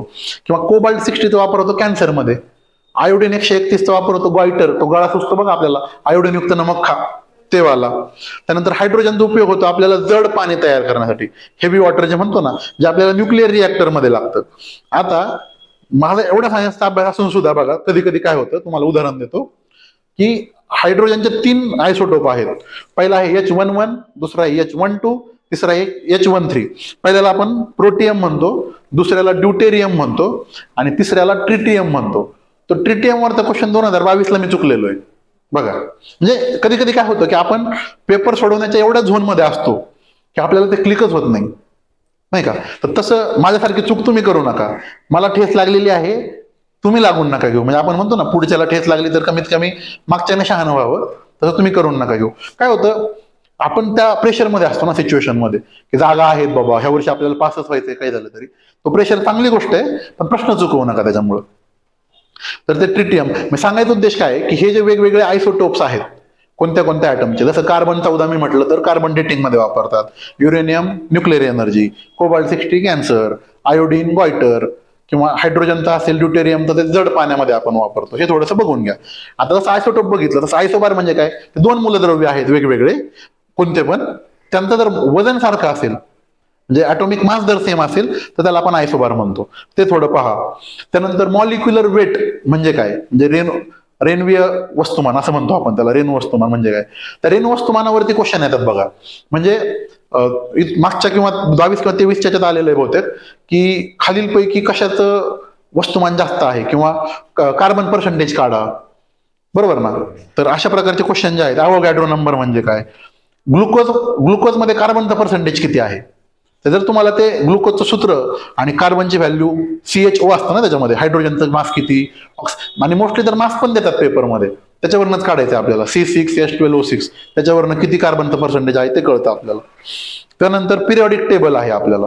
मग पिरियॉडिक टेबल हा काही डिरेक्टली डेव्हलप नाही झाला ना, हळूहळू प्रत्येक जण त्याच्या परीनं तो डेव्हलप करत गेला. म्हणजे सगळ्यात पहिल्यांदा डोबेर नायरची त्रिके आली, ट्रायड्स म्हणतो आपण त्याला. त्या ट्रायड्स मध्ये त्याने 3 एलिमेंट लावले, बरोबर ना. ते 3 एलिमेंटचे ते त्रिके थोडे लक्षात ठेवा बरं का, कधी कधी विचारतात. म्हणजे LINAK, SSET, CASRBA, आता ते पाठ करा तुम्ही कशा पद्धतीने करायचं. तो एलिमेंट जर आला तर कधी कधी काय करतात, 2 देतात, तिसरा विचारतात. ते तुम्हाला पाठांतरच गरजेचं आहे तिथं. डोबेर नायरने ट्रायड सांगितले, मग तो न्यूलँड आला. न्यूलँड म्हटलं नाही आता आमच्या ऑक्टेव्ह आहेत बाबा, त्याने ऑक्टेव्ह सांगितले. ऑक्टेव्ह जेव्हा सांगितले तेव्हा किती एलिमेंटचा शोध लागला होता, मला वाटतं 56 वगैरे लागला असेल बघा बरं का. मी पण आता बरेच दिवस झालं सायन्स वाचलेलं. त्यानंतर मेंडेलिव्हची आवर्त सारणी आली. मेंडेलिव्हने काय सांगितलं, की हे जे मूलद्रव्यांची मांडणी केली ना त्याने, ती अणुवस्तुमानाच्या चढत्या क्रमानं तो करत गेला. तो एवढा स्मार्ट होता, ठीक आहे, त्याला अणुवस्तुमानाप्रमाणे केले त्याने, पण काही जागा मोकळ्या सोडल्या त्यानं, बरोबर ना. त्या मोकळ्या सोडल्याच्या जागी कोणते एलिमेंट्स आले ते बघून घ्या. त्यानंतर फायनल आली हेनरी मोस्लीची, ज्याला आपण आधुनिक आवर्त सारणी किंवा मॉडर्न पिरियॉडिक टेबल म्हणतो. त्या मॉडर्न पिरियॉडिक टेबलची जी रचना केली आपण, ती अनुक्रमांकाच्या चढत्या क्रमाने केली, बरोबर ना. मग त्याच्यानंतर आता अनुक्रमांकाच्या चढत्या क्रमाने केल्यानंतर ग्रुप आणि पिरियड, मराठीमध्ये त्याला गण आणि काही आवर्त म्हणतात, बरोबर. तर त्याच्यामध्ये वरून खाली जाताना कसं त्याचं चेंज होत जातं ऍटमचं स्ट्रक्चर, डावीकडून उजवीकडे जाताना काय होतं, म्हणजे ऍटमची जी साईज आहे ती जर आपण पिरियॉडिक टेबलमध्ये वरून खाली आलो तर व्हॅलन्सी नंबर ऑफ शेल्स वाढत जातात, त्यामुळे काय होतं, साईज वाढत जाते. परंतु डावीकडून उजवीकडे जाताना इलेक्ट्रॉन कक्षा तीच राहते, त्या कक्षेमधले इलेक्ट्रॉन वाढत जातात. आणि इलेक्ट्रॉन वाढल्यामुळे काय होतं, सेंटरला असलेलं प्रोटॉन आणि कक्षेमध्ये असलेले इलेक्ट्रॉन यांचं फोर्स ऑफ अट्रॅक्शन वाढतं आणि त्या शेलची साईज कमी होते, म्हणजे आकार कमी होतो. म्हणजे लेफ्ट साईडला असलेला ॲटम हा जास्त साईजचा आणि राईट साईडला असलेला ॲटम हा कमी साईजचा असतो. हे कन्सेप्च्युअल गोष्टी आहेत, हे समजून घ्या. वरून खाली येताना वरून खाली येताना आपल्याला शेल वाढतात, त्यामुळे साईज वाढते.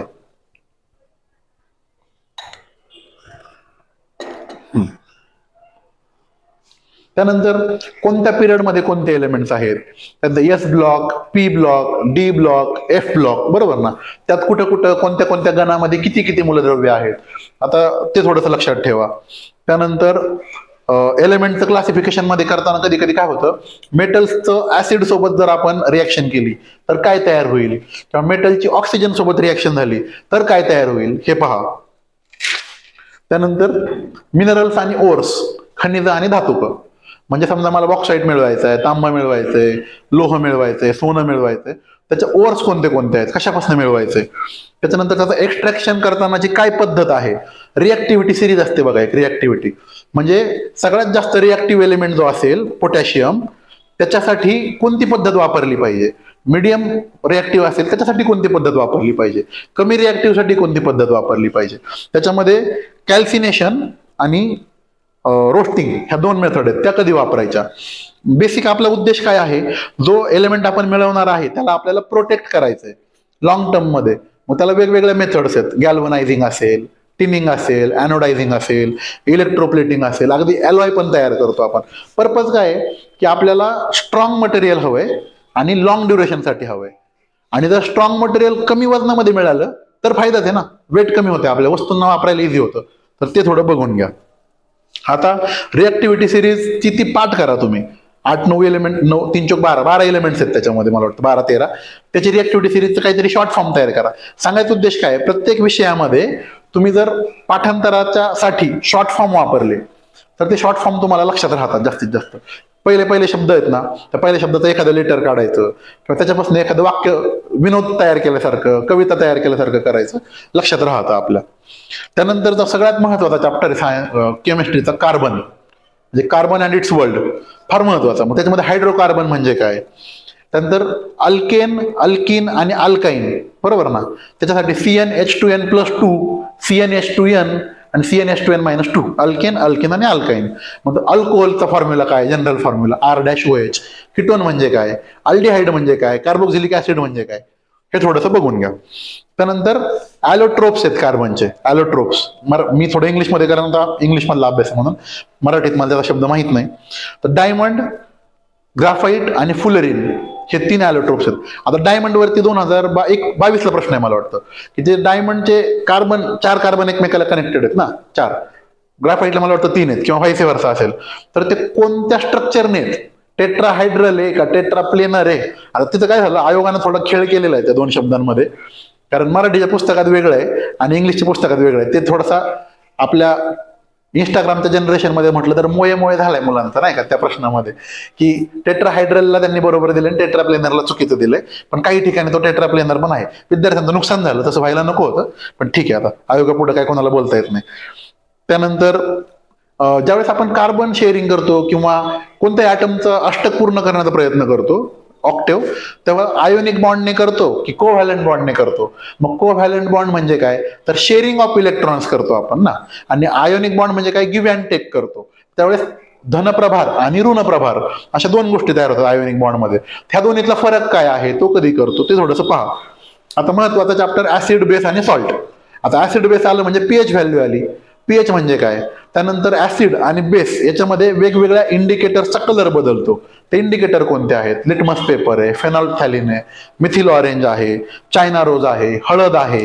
ह्यांचे कलर ऍसिडमध्ये कोणता होतो आणि बेसमध्ये कोणता होतो, याचा एक चार्ट तयार करा आणि त्या चार्टमध्ये लिहा, म्हणजे तुमचं पाठ होऊन जाईल. जर इन केस कधी विचारलं तर आपल्याला यायला पाहिजे, किंवा मग आपला कॉन्फिडन्स राहतो की मला हे येत आहे बाबा, आलं तरी मी त्याला डील करेल. त्यानंतर वेगवेगळे क्षार आहेत, म्हणजे खाण्याचा सोडा, धुण्याचा सोडा आणि ब्लिचिंग पावडर, हे 3 महत्वाचे आहेत. त्याच्यामध्ये मग खाण्याच्या सोड्याचं फॉर्म्युला काय, NaHCO3. त्याचे उपयोग काय, त्याचं केमिकल नाव काय, तर सोडियम बायकार्बोनेट. वॉशिंग सोडा जर म्हटलं आपण धुण्याचा तर sodium carbonate Na2CO3. Bleaching powder म्हटलं तर CaOCl2. त्याचा उपयोग कुठे होतो, आता ब्लिचिंग पावडरचा क्वेश्चन 2020 किंवा 21ला आलेला आहे. त्यातला जो क्लोरीन आहे तो काय म्हणून वर्क करतो, ते काहीतरी जंतुनाशक वगैरे असं काहीतरी त्याचं उत्तर दिलेलं आहे त्यांनी. त्यानंतर सॅपोनिफिकेशन, म्हणजे साबण तयार करायचं आहे. मग साबण तयार करताना धुण्याचा साबण, म्हणजे आंघोळीचा आणि धुण्याचा, असे 2 साबण आहेत ना.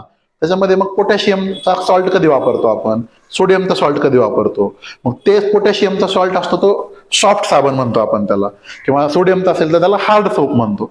ते पहा थोडंसं. त्यानंतर वेगवेगळ्या केमिकल रिॲक्शन्स आहेत. मग रिॲक्शनचे टाईप आहेत, कॉम्बिनेशन रिॲक्शन आहे, डिस्प्लेसमेंट आहे की डिकम्पोजिशन आहे की डबल डिस्प्लेसमेंट आहे. आता हे टाईप तुम्हाला थोडं माहित हवेत बरं का. त्यानंतर एंडोथर्मिक आणि एक्झोथर्मिक रिॲक्शन, म्हणजे एखादी केमिकल रिॲक्शन घडून येण्यासाठी जर आपण एक्सटर्नल हीट सप्लाय करत असू तर त्याला एंडोथर्मिक रिॲक्शन म्हणतात. आणि ती रिॲक्शन आपोआप विदाऊट हीट घडत असेल आणि वरून हीट पण बाहेर पडत असेल तर त्याला एक्झोथर्मिक रिॲक्शन म्हणतो. त्यानंतर थोड्या 2 कन्सेप्ट किंवा 3 कन्सेप्ट आहेत जिथे मुलगा कन्फ्युजन होतो. ऑक्सिडेशन म्हणजे काय, रिडक्शन म्हणजे काय आणि रेडॉक्स रिॲक्शन म्हणजे काय. ऑक्सिडेशन म्हणजे काय, गेनिंग ऑफ ऑक्सिजन किंवा लुझिंग ऑफ हायड्रोजन, बरोबर ना, सोपं आहे. ऑक्सिडेशन म्हणजे O आहे याच्यामध्ये म्हणून O हवाय, लक्षात ठेवण्याची पद्धत आहे बरं का ही ऑक्सिडेशन मध्ये O आहे म्हणून Oचं गेनिंग करणं किंवा मग हायड्रोजन रिड्यूस करणं. किंवा सोडून देणं किंवा इलेक्ट्रॉन सोडून देणं. तसंच मग रिडक्शन मध्ये काय, तर ह्याच्या उलट आहे, हायड्रोजन गेन करणं किंवा इलेक्ट्रॉन गेन करणं किंवा ऑक्सिजन लूज करणं. रेडॉक्स म्हणजे काय, जर रिडक्शन आणि ऑक्सिडेशन दोन्ही जर सोबत होत असेल तर रेडॉक्स रिॲक्शन म्हणतात. आता 2020-21 ला परत त्याच्यावरती प्रश्न आहे की 4 रिॲक्शन दिल्यात, ह्या 4 रिॲक्शन मध्ये आम्हाला सांगा की ही रिॲक्शन रिडक्शन आहे, ऑक्सिडेशन आहे की रेडॉक्स आहे. तर ते थोडंसं पाहून घ्या, ठीक आहे. त्याच्यानंतर रेडिओ ऍक्टिव्हिटी हा एक चॅप्टर आहे, ज्याच्यामध्ये एखाद्या न्यूक्लिअर म्हणजे काय म्हणतो आपण त्याला, किरणोत्सारी मूलद्रव्यापासून अल्फा, बीटा आणि गॅमा असे रेस बाहेर पडतात, बरोबर. मग अल्फा रे जर एखाद्या मूलद्रव्यातून बाहेर पडला तर त्याचं अणुवस्तुमान किती कमी होईल किंवा वाढेल, अणुअंक किती कमी होईल किंवा वाढेल, बीटा गेला तर काय होईल, गॅमा गेला तर काय होईल, आयोनायझेशन पॉवर ह्या तिघांपैकी कुणाची जास्त आहे, हे थोडंसं पाहून घ्या. आता लास्ट इयरला बहुतेक अल्फा कण बाहेर पडला तर अणुवस्तुमानांक 4 ने कमी होतो आणि अणुअंक 2 ने कमी होतो. हा एक प्रश्न आलेला आहे. सोप्या गोष्टी आहेत ना ह्या तुमच्यासाठी. हे तुम्हाला स्टेट बोर्डामध्ये आहे, कोणत्याही बेसिक बुक मध्ये दिलेलं आहे. आपल्याकडनं काय होतं, इग्नोर होतं, ते आपल्याला करायचं नाहीये. त्यानंतर हे रेडिओ ऍक्टिव्हिटी जे आहे त्याचे काही फायदे आणि तोटे आहेत. ते फायदे तोटे काय आहेत, मग न्यूक्लिअर एनर्जी हा फायदा आहे ह्याच्यामध्ये, पण कदाचित त्या जर उत्सर्जितेला आपण एक्सपोज झालो तर आपल्याला कॅन्सर होऊ शकतो, बरोबर ना. मग आता फ्युजन, न्यूक्लिअर फ्युजन म्हणजे काय आणि न्यूक्लिअर फिशन म्हणजे काय, ह्या दोन गोष्टी. फ्युजन कुठं होतं, तर माझ्या माहितीप्रमाणे सूर्याच्या पृष्ठभागावरती हायड्रोजनचा हेलियम होतो, त्याला फ्युजन म्हणतो. आणि अणुबॉम्ब जो आहे आपला, किंवा आपण न्यूक्लिअर एनर्जी बनवतो न्यूक्लिअर प्लांटमध्ये, त्याच्यामध्ये फिशन होतं. म्हणजे मोठ्या मूलद्रव्याला छोट्या छोट्या मूलद्रव्यांमध्ये ब्रेक करतो आपण. युरेनियमला ब्रेक करतो, थोरियमला ब्रेक करतो, तशा पद्धतीनं. तर हा झाला आपला बेसिकली केमिस्ट्रीचा सिलेबस. आता मी एवढा वेळ याच्यासाठी घेतलाय की तुम्हाला ऍटलिस्ट काय काय पॉईंट महत्वाचे आहेत फिजिक्स आणि केमिस्ट्रीचे तेवढे कळावेत. आता मी जर बायोलॉजी घेतलं असतं तर आपल्याला झोप लागेल इथे. बायोलॉजी असेल, बॉटनी, झुलॉजी किंवा आरोग्यशास्त्र. तर बेटर आपण 2022चा क्वेश्चन पेपर बघू. 22च्या क्वेश्चन पेपरनुसार ठरवू आपण 23 कडे जायचंय का नाही जायचंय. तुमची किती कॅपॅसिटी आहे त्यानुसार आपण करू. कारण 23चा पेपर थोडा अवघड होता, 22चा त्या मानानं सोपा होता.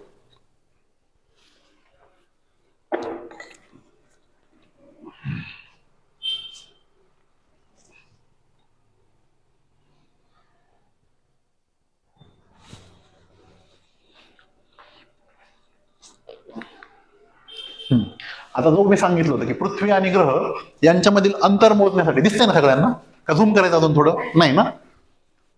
पृथ्वी आणि सूर्य, पृथ्वी आणि ग्रह यांच्यामधील अंतर मोजण्यासाठी काय वापरतात, बरोबर. तर याचं उत्तर होतं पॅरलॅक्स पद्धत, बरोबर ना. आता माझं म्हणणं असं आहे की ह्या प्रश्नामध्ये जरी तुम्हाला पुस्तकात डेटा दिलेला नसला तरी एक गोष्ट कळाली पाहिजे, डायरेक्ट डिस्टन्स काय टेप लावून मोजणार का आपण. इथून मला चंद्र मोजायला सांगितला, मी काय मीटर टेप आणणार मोजणार का, पॉसिबल आहे का, ते नाही होणार पॉसिबल. इको पद्धतीचं मी तुम्हाला मग सांगितलं की साऊंडच्या ट्रान्सफर होण्यासाठी माध्यमाची आवश्यकता असते, आणि पृथ्वी आणि कोणता ग्रह असेल बाहेरचा ह्याच्यामध्ये निर्वात पोकळी आहे. निर्वात पोकळीमधून साऊंड जाऊ शकतो का, नाही जाणार. आता हे स्लोप टॅपिंग पद्धत एक दिलेली यांनी. त्या स्लोप टॅपिंग वरनं तुम्हाला कळतंय की काहीतरी एक उतार आहे बाबा, त्या उतारावरनं काहीतरी मोजायचंय. ह्यामध्ये काय उताराचा प्रश्न आहे, पृथ्वी आणि ग्रह जर म्हटलं तर. म्हणजे राहतो फक्त एकच पर्याय, तुम्हाला काही जरी माहित नसलं तरी पॅरलॅक्स हे तुम्हाला उत्तर तिथं यायला पाहिजे होतं. त्यानंतर फक्त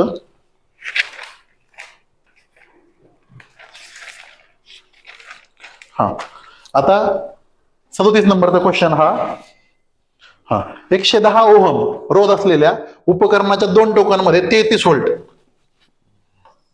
विभवांतर म्हणजे व्होल्टेज हा दिलाय आपल्याला आर प्रयुक्त केले असता उपकरणातून काही विद्युत धारा वाहते. 500 ओहम एक रोध दिलाय परत असणाऱ्या उपकरणातून तेवढीच विद्युत धारा वाहू देण्यासाठी त्याच्या 2 टोकांमध्ये किती विभवांतर प्रयुक्त करावं लागेल. म्हणजे आर दिलाय, फी दिलाय, ओहमचा लॉ लावला, त्याच्यावरनं आय काढला, करंट काढला, आणि त्या करंटला परत ह्या रेजिस्टन्सला मल्टिप्लाय केलं, ते व्होल्टेज निघालं तुम्हाला. म्हणजे सिंपल फॉर्म्युला आहे ना, V is equal to I R. काय अवघड आहे याच्यामध्ये. जर तुम्ही ह्याच्यासाठी 9वीचा स्टेट बोर्ड पेज नंबर 34 जर बघितलं, मी तुम्हाला पुस्तकं पण दाखवतो. स्टेट बोर्ड का महत्वाचे आहेत ना ते मला तुम्हाला सांगायचंय. हे बघा, हे स्टेट बोर्ड आहे, इथं ओहमचा लॉ दिलेला आहे, V is equal to I R, बरोबर. म्हणजे हे जर तुम्ही केलेलं असेल स्टेट बोर्ड, तर स्टेट बोर्डातलं उदाहरण आहे. वेगळं काय ह्याच्यामध्ये? आणि ते तुम्ही भस्के सरांचं पुस्तक बघितलं तर त्यात पण आहे. त्याची माझ्याकडे 3rd एडिशन आहे, त्याच्यामध्ये पेज नंबर 386 वरती ते फी इक्वल टू IR ओहमचा लॉ दिलेला आहे. माझा सांगण्याचा पर्पज पेज नंबर मी का सांगतोय तुम्हाला, तर हाच आहे स्टेट बोर्ड मस्ट आहे. आणि तुमचं जे बेस बुक असेल ते बेस बुक सुद्धा चांगलं करणं गरजेचं आहे. ह्याच्या पलीकडे काय करायचं नाही आपल्याला. स्टेट बोर्ड नीट करा, बेस बुक नीट करा आणि त्याचं वारंवार रिव्हिजन करा. ठीक आहे, ते मी तुम्हाला अभ्यासाची पद्धत सांगेलच नंतर. त्यानंतर नेक्स्ट क्वेश्चन आहे, खालीलपैकी नैसर्गिक चुंबकाचे नाव कोणते आहे? आता हे जरी तुमच्या पुस्तकातलं नसलं तरी तुम्हाला एक गोष्ट कळायला पाहिजे की मला काहीतरी एक्स्ट्रा दिली बाबा इथे इन्फॉर्मेशन, कंसामध्ये टाकून दिले त्यांनी Fe3O4. तुम्हाला एकतर माहिती की लोखंड चुंबकाकडे आकर्षित होतं, हे तुम्हाला माहिती आहे. मग एक्स्ट्रा इन्फॉर्मेशन आहे, बाकी कुठंच एक्स्ट्रा इन्फॉर्मेशन नाहीये, कळतच नाहीये मला उत्तर काय माहित नाहीये, तर 4 लिहायला काय अडचण आहे मला? सिंपल आहे ना. त्याच्यानंतरचा क्वेश्चन आहे सोनार म्हणजे साऊंड नेव्हिगेशनल श्रेणी किंवा साऊंड नेव्हिगेशनल रेंजिंग यासाठी वापरले जाते. ह्याच्यासाठी जर तुम्ही क्वेश्चन नंबर हा जो बघितला तर 7वीचा स्टेट बोर्ड आहे, याच्यामध्ये पेज नंबर 124.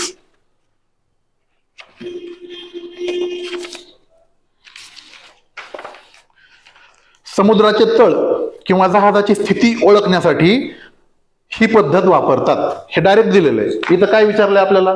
पाणबुडी. कळायला पाहिजे ना आपल्याला. हेच वाक्य भस्केमध्ये आहे. भस्के सरांचं पेज नंबर 358 जर तुम्ही उचकलं, माझं पुस्तक 3rd एडिशन आहे बरं का, तर 3rd एडिशन मध्ये पेज नंबर 358 हेच सांगण्याचा उद्देश काय? स्टेट बोर्ड, विश्वास ठेवणे. नेक्स्ट क्वेश्चन, जसं मी सांगितलं V equal to N lambda, तो वाला हा प्रकार आहे. एका ध्वनी तरंगाची वारंवारता म्हणजे फ्रिक्वेन्सी, बरोबर 1000 हर्ट्झ आहे.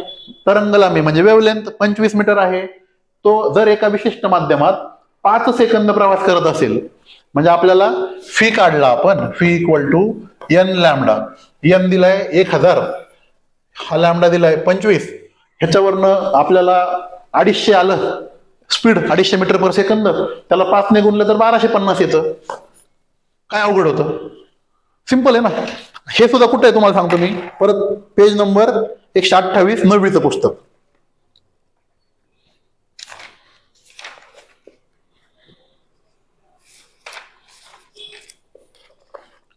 Fee equal to N lambda, state board परत एकदा. ठीक आहे, भस्के सरांच्या पुस्तकात पण आहे ते.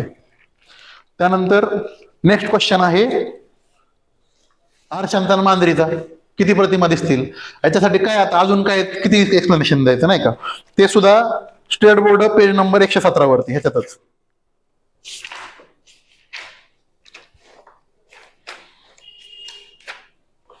हे बघा इथं पिवळं जे केलंय ना मी, N is equal to 360 degree upon A minus 1. पुस्तकातला प्रश्न आहे, स्टेट बोर्डच करतोय आपण अजून, बरोबर, काहीच वेगळं नाहीये. आता नेक्स्ट क्वेश्चन आहे ना, हा थोडा कॅन्सलच केलेला आहे याला आयोगानं. कारण काय इथं इथिलीन आणि ऍब्सिसिक ऍसिड ह्या 2 मध्ये कन्फ्युजन होतं, बरोबर. पण हा सुद्धा प्रश्न स्टेट बोर्डातला आहे बरं का. आता मी याच्यात कॅन्सल झाल्यामुळे मी फक्त पेज नंबर नाही आहे माझ्याकडे 169 पेज नंबर आहे. ते बघा इथं जी चौकट आहे ना 169 ला, ह्याच्यामध्ये ते दिलेलं आहे काय काय आहे ते. हे सुद्धा स्टेट बोर्डातलं आहे. तो जाऊ दे, कॅन्सल केला, पण एनिवे. हा आता नेक्स्ट क्वेश्चन बघा, हा थोडासा आउट ऑफ द बुक आहे. बर, माझ्याकडे नेक्स्ट जो आहे ना तो दाखवतो मी तुम्हाला. हा जो प्रश्न आहे ना हा थोडा आउट ऑफ द बुक आहे. आणि याच्यासाठी शेवटी माझा म्हणण्याचा उद्देश तोच आहे तुम्हाला की 20 पैकी 20 तर पाहिजे नाहीत आपल्याला. हा माझा पण चुकला होता. पण गेसमध्ये एक लाल रंग आहे, एक पांढरा आहे. पांढरा लाल पैकी एखादं मारलं असतं तर उत्तर आलं असतं, लाल उत्तर आहे त्याचं. दोन्ही पैकी एक मारायचं होतं फक्त, बरोबर. आता हा पण थोडासा आउट ऑफ द बुक आहे क्वेश्चन, की बाउन्सर म्हणतो ना आपण त्याला, तशा पद्धतीनं. पण शक्यतो मग अशा वेळेस काय करायचं की आपल्याला कोणतं तरी एक काढायचं ते, पण ते जाऊ द्या आता, त्याच्यासाठी काय आपल्याला हे नाहीये. आता हा बघा, ह्याच्यामध्ये का बरं ऑल ऑफ द अबोव नाही लिहायचं ABCD, की खालीलपैकी कोणते पदार्थ मातीचे घटक आहेत? मातीचे घटक दगड, गोटे, वाळू आहेत. बारीक माती, कुजलेले पदार्थ आहेत. रासायनिक पदार्थ आहेत मातीमध्ये काही ना काही. आणि रंगद्रव्य, ज्याच्यामुळे मातीला रंग येतो. संपला विषय. ऑल ऑफ द अबोव लिहायचं होतं. काही लोकांनी इथं पण डोकं लावलं काहीतरी वेगळं आणि उत्तर वेगळंच लिहून आलं. तर हे सोपं होतं. म्हणजे याच्यामध्ये पुस्तकाची गरज नाहीये तुम्हाला, कॉमन सेन्सची गरज आहे. हा, प्राणी वर्गीकरणासाठी खालीलपैकी कोणती पायरी वापरली जाते? याच्यासाठी क्वेश्चन नंबर पेज नंबर किती बघा, 7वीचं 8व्या पेज वरती आहे.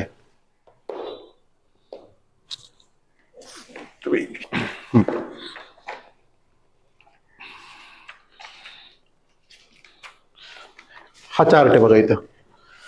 Kingdom, phylum, class, order, family, genus आणि species. Kingdom, phylum, class, order, family, genus आणि स्पीसीज इथं दिलेलं आहे. स्टेट बोर्ड का मस्ट आहे? याच्यामुळे मस्ट आहे. डायरेक्ट बुक मधून प्रश्न आहे. त्यानंतर नेक्स्ट क्वेश्चन बघा. परिसंस्था ही निसर्गाचा स्वयं नियामक व स्वयंशाश्वत संरचनात्मक व कार्यात्मक संच आहे, जेथे जैविक व अजैविक घटक एकमेकांमध्ये गुंतलेले असतात, ज्यामध्ये खालील क्रिया घडतात. परिसंस्थेमध्ये कोणत्या क्रिया घडतात? उत्पादकता आहे परिसंस्थेची काही ना काही, तिचं कुसतंय त्याचं उत्पादक झालेलं, त्याचं पोषण चक्र चालू आहे, ऊर्जा प्रवाह चालू आहे. काय नाही लिहायचं ऑल ऑफ द अबव? 3 नंबरचा पर्याय. लॉजिक आहे ना ह्याच्यामध्ये. पर्यावरण वाचले आपण, तुम्हाला माहिती आहे सगळं घडतंय त्याच्यामध्ये. म्हणजे याच्यासाठी बुकची गरज नाही असं माझं सांगणं आहे. हा, आता हे मोये क्वेश्चन आहे. हे याच्याबद्दल न बोललेलं बरं. कोर्ट केस झाली, सगळं झालं, पेपरच्या आदल्या दिवशी समजलं 3, 3, 4 वाजता की उद्या पेपर आहे आणि जायचंय आता मेन्सला. हा प्रकार आहे तो. जाऊ दे, ह्याबद्दल नाही बोलत मी. आणि हा सुद्धा क्वेश्चन मोये आहे, कारण आयोगाने ह्याचं उत्तर मला वाटतं डिहायड्रेशन दिलंय, पण त्याचं उत्तर खरं तर हायड्रेशन आहे. ठीक आहे ना. ह्या 2 क्वेश्चनला थोडंसं इग्नोर करा तुम्ही. पण स्टील पुन्हा हे पुस्तकातले प्रश्न आहेत बरं का. असं नाही की पुस्तकातले नाही, स्टेट बोर्डातले किंवा जे कोणतं बेस बुक वापराल तुम्ही, भस्के सरांच्या पुस्तकात सुद्धा हे दिलेलं आहे. आता हा सुद्धा मोये झालता मुलांचा, बरोबर. पण जर तुम्ही इंग्लिश वाचला असेल तर टेट्राहेड्रल आहे, बरोबर. हे कुठं दिलेलं आहे? 10वीच्या स्टेट बोर्ड मध्ये पेज नंबर 106. इंग्लिश वाचल्याचा थोडा फायदा होतो ना आपल्याला, तो हा आहे. इथं बरोबर येतो 106. टेट्राहेड्रॉन असं इथं मेन्शन केलेलं आहे. तुम्ही म्हणता एवढं बारकाईने वाचायचं का? तर वाचायचं गरजेचं आहे, कारण त्या गोष्टी विचारतायत ना आयोग, तर मग तेवढं वाचायचं. ठीक आहे. त्याच्यानंतर मी जे सांगितलं माझ्या बरोबर झालेला मोये हा, गडबडीमध्ये मी ट्रिटियम हा काहीतरी वेगळाच मूलद्रव्य पकडलं आणि अनुक्रमांक त्याचा काहीतरी मी 4 का काय लिहून आलो होतो, जो की हायड्रोजनचं ते हे आहे, बरोबर ना. 1 आहे त्याचं उत्तर. आता हा क्वेश्चन मला वाटत नाही की कोणाचा चुकला पाहिजे. इयत्ता 6वीचं पेज नंबर 2 आहे फक्त, सेकंड पेज वरती उत्तर आहे. हे बघा 6वीचं पुस्तक आहे, पेज नंबर 2. तपांबरामध्ये हवेतील एकूण वायूच्या सुमारे, इथं 70 म्हटलंय, इथं फक्त 80 म्हटलंय. 80% वायू असतात. इयत्ता 6वी स्टेट बोर्ड परत एकदा कामस्ट आहे. त्याच्या खालचा क्वेश्चन थोडा बाउन्सर आहे, चुकला तरी चालतो. लकीली बरोबर आला. कधी कधी नशीब पण तुम्हाला साथ देतं, तिथला हा प्रकार आहे. यामध्ये सगळ्यात जास्त रेणू असतात, बरोबर. आता स्टेट बोर्ड इयत्ता 9वी पेज नंबर 51.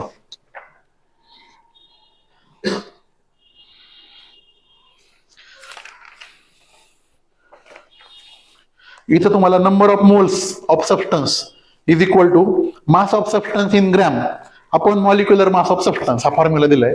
त्याच्यावरनं हे काढायचं तुम्हाला, सगळ्यात जास्त रेणू कशामध्ये. तुम्हाला आयोडीनचं स्फटिक I2 असतं हे माहित पाहिजे. पाण्याचा फॉर्म्युला H2O आहे, CO2 आणि हे H2. ह्याच्यावरनं तुम्हाला कळतं की इथं 5 मोल आहे, इथं हाफ मोल आहे, इथं लेस दॅन 1 मोल येतं आणि हे 2.5 मोल येतं. मग इथं जर 5 मोल आहे तर सगळ्यात जास्त ही तर रेणू आहेत. सोपं होतं. हे पुस्तकातला प्रश्न आहे परत एकदा. आणि त्याच्या खालचा जो क्वेश्चन आहे हा पण बाउन्सर आहे. सांगण्याचा उद्देश काय आहे की मी ह्याच्यातलं कॅल्क्युलेशन केलं की ह्यातले स्टेट बोर्डातले किती क्वेश्चन आहेत आणि लॉजिकने सुटण्यासारखे किती क्वेश्चन आहेत. तर डिरेक्टली बुकमधून 9 क्वेश्चन होते.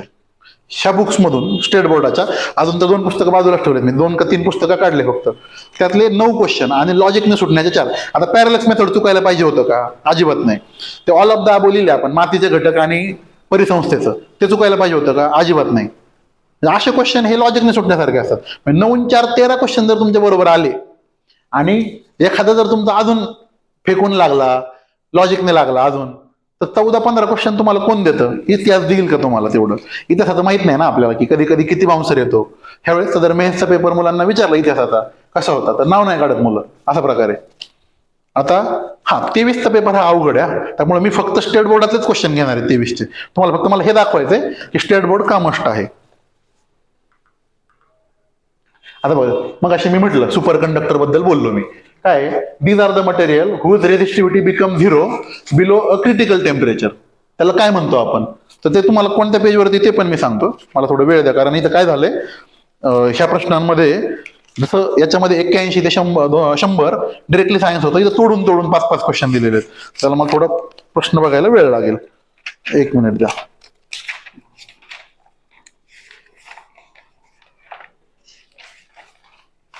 हा, 9वीचं स्टेट बोर्ड परत एकदा, 9वीचं स्टेट बोर्ड किती वेळा काढतोय आपण हा विचार करा. Page number 41. हे बघा, सुपर कंडक्टर इथं दिलेलं आहे. काय सांगितलंय की the resistance of some conductor become nearly 0 if there temperature is decreased. काय सांगताय तिथं, टेम्परेचर कमी करायचंय बिलो क्रिटिकल लेवल, बरोबर, up to a certain value close to 0 degree kelvin. आणि 0 केल्व्हिन म्हणजे क्रिटिकल टेम्परेचर असतं. हे जर तुम्हाला कळालं तर इथं सुपर कंडक्टर दिलेलं आहे ह्याच्यामध्ये. पेज नंबर 41, 9वीचं पुस्तक. हे भस्के सरांच्या पुस्तकात पण आहे. ठीक आहे, ह्याच्यासाठी तर काय बोलायचीच गरज नाही राहिलेली आता, बरोबर. नंबर ऑफ इमेजेस कशा कॅल्क्युलेट करायच्या. आणि जर 22ला आलाय आणि 23ला आलाय, 22चा PYQ केला असेल आणि तरी 23चा प्रश्न चुकला असेल, दगडाला जाऊन लात मारणे आपण, की ठेच नाही लागलेली आपल्याला, आपण लात मारलेली, असा प्रकारे. हा, हे कॅन्सल झाला हा प्रश्न. त्यानंतर जसं मी मग म्हटलं, रेडिओ ऍक्टिव्हिटीमध्ये अल्फा कण किरणोत्सारी घटकातून बाहेर पडतात तेव्हा काय होतं, तर अणुअंक 2 ने कमी होतो आणि अणुवस्तुमानांक 4 ने कमी होतो. आता आपलं काम आहे, अल्फाचं जर विचारलंय तर मी बीटाचा पण करणार. तर बीटा म्हणजे काय, beta is nothing but a electron, बरोबर ना. जेव्हा बीटा उत्सर्जन होतं तेव्हा अणुअंक 1 ने वाढतो, कमी नाही होत. आणि गॅमामध्ये काहीच होत नाही. गॅमात ना अणुवस्तुमानांक चेंज होतो ना अणुअंक चेंज होतो. त्याच्यानंतर मग अशी मी सांगितलं, डिग्री फॅरनहाइट दिलंय, डिग्री सेल्सिअस काढायचंय. फॉर्म्युला सांगितला होता, degree fahrenheit is equal to 9/5 degree celsius plus 32. Respective values टाका, उत्तर काढा, त्याचं उत्तर येईल काहीतरी. आता किती येते माझ्या पण लक्षात नाही, 37 येतं का, 40 येतं का, 40 येतं. हा, तर हे सोपं होतं. हे स्टेट बोर्डातलं हे पण फॉर्म्युला स्टेट बोर्डामध्ये. त्याच्यानंतर हे माझं चुकलं होतं, पण त्याचं उत्तर असं आहे की ग्रहाचा वेग सूर्यापासून जास्तीत जास्त अंतर असताना सर्वात कमी आणि सूर्यापासून कमीत कमी अंतर असताना सर्वात जास्त असो. त्यांचं असं म्हणणं आहे की बुध सगळ्यात पहिला ग्रह आहे, त्याच्यानंतर शेवटचा BSPN नेपच्यून आहे. तर याचा जो परिभ्रमणाचा कालावधी आहे सूर्याभोवती, तो बुधाचा सगळ्यात कमी 88 दिवस आहे मला वाटतं, आणि सर्वात जास्त नेपच्यूनचा आहे. त्याच्यानुसार हे उत्तर निघू शकत होतं, पण माझं चुकलं होतं. हे तुम्हाला मी जेन्युइनली सांगतो. हे तर काय आता बोलण्याचाच पॉईंट नाहीये, नाही का. त्याचं दाखवतो पण मी तुम्हाला, याचं उत्तर आहे माझ्याकडे. पेज नंबर इयत्ता 6वीचं पुस्तक आहे आणि पेज नंबर 52. हा चार्ट आहे, बरोबर. इथं दिलेलं आहे सगळं काय आहे ते. म्हणजे स्टेट बोर्ड किती मस्त आहेत ते बघा तुम्ही. आणि हे तर चुकलंच नाही पाहिजे हो आपलं. हे म्हणजे लहानपणापासून केलेलं ते आपण सगळं. त्यानंतर हा जो क्वेश्चन आहे ना, हा मी असं म्हणेल की मेन्स दिलेल्या व्यक्तीला थोडा बेनिफिट देऊन जातो. कारण मेन्समध्ये आम्ही वेगवेगळे ऍग्री जो सब्जेक्ट आहे ना, त्याच्यामध्ये वेगवेगळे पिकं, त्यांना पडणारे आजार आणि त्या आजाराची कारण, त्याच्यामध्ये ते कळतं की ॲग्वेना ट्रिट्रिसी जे आहे ना, ते गव्हावरती होणार ते आहे. ठीक आहे. आता शंखशास्त्राचा अभ्यास म्हणजे काय. आता शंख आणि शेल एवढं जरी तुम्हाला कळालं, पुस्तकात आहे बरं का, दाखवतो मी पुस्तकातलं पण. तर इथं शेल दिलंय, शेल कॉन्कोलॉजी. आता थोडंसं इंग्लिश आता बरं आहे ना, त्याला तो बेनिफिट आहे. परंतु भस्के सरांच्या पुस्तकामध्ये येते. आता पेज नंबर 119ला, इथं दाखवायला अलाउड नाही मला ते, पण 119ला त्या पेजवरती गेलं ना, डिरेक्टली दिले ते, लाईन टू लाईन येते शंखशास्त्राचा अभ्यास. किंवा मग शेल्स आणि शंख तुम्हाला कळलं पाहिजे की एकच आहे. मोलस्का वर्गीय प्राणी. आता हा जो क्वेश्चन आहे ना, हा बघा, इयत्ता 10वीचं पुस्तक. हे कोणतं आहे, 6वी 10वीचं पण पार्ट 2 मध्ये आहे आणि पेज नंबर 70 आहे. भस्के सरांच्या पुस्तकातलं पण आहे बरं का ते, फक्त मी तुम्हाला स्टेट बोर्ड दाखवतो. हे बघा, इथं मोलस्का दिलेलं आहे इथं, बरोबर. काय पहिला प्रश्न आहे, मोलस्का वर्गीय प्राणी मृदुकाय असतात आणि खालील वैशिष्ट्य धारण करतात. प्राणी सृष्टीमधील दुसरा सर्वात मोठा वर्ग आहे, बरोबर. हा प्राण्यांमधील दुसरा सर्वात मोठा संघ आहे. पहिलं वाक्य बरोबर. दुसरं, सर्वसाधारणपणे द्विपक्षीय सममितीय असतात. सर्वांचे शरीर द्विपार्श्व सममिती दाखवते. दुसरं वाक्य तसंच तसं आलं. फक्त हा शब्द लक्षात घ्यायचा बरं का, फक्त जमिनीवरच राहतात. इथं दिलंय जलचर किंवा भूचर असतात. फक्त दिल्यामुळे चुकणार. असं जर दिलं असतं की ते जमिनीवर राहतात तर बरोबर होतं, पण फक्त नाहीये, ते पाण्यातही राहतात आणि जमिनीवरतीही राहतात. तर क वाक्य चुकलं. क वाक्य चुकल्यामुळे हा पर्याय गेला आपला. बरोबर. आता शेवटचा पर्याय बघायचा आपल्याला. मांसल पाय असतात. तर इथं तुम्हाला ऑक्टोपसची इमेज दाखवलेली आहे किंवा गोगलगाईची इमेज दाखवली. आपण गोगलगाई सर्वांनी बघितलेली असते निश्चित. तिचे पाय हे मांसल असतात. ऑक्टोपस जर आपण तो व्हिडिओ बघितला, ते 11-12 प्राणी तो पाण्यामध्ये, तो त्याचे पाय पसरवतो. बरोबर. त्याचे पाय मांसल आहेत. किंवा भस्के सरांच्या पुस्तकात डिरेक्टली दिलंय की पाय हे स्नायुमय पाय असतात म्हणून. त्याच्यामुळे हे पण तुम्हाला यायला काही प्रॉब्लेम नव्हता. क जर उडलं, अ बर्ड, हे 2 नंबरचं उत्तर आलं असतं, अ बर्ड. सांगायचा उद्देश काय, स्टेट बोर्ड. माझा फोकस हा स्टेट बोर्ड आणि एक कोणतंही पुस्तक याच्यावरती आहे. हा, तर हा जो आहे ना, तो थोडासा 11वी-12वी त्याचं झाले सायन्स, त्याला तो येईल. कारण लॉग कसा काढायचा, तर -log10 आणि त्याच्यामध्ये दिलेली मोलॅरिटी, तो एक येतो. त्याचा पर्याय 4 आहे मला वाटतं.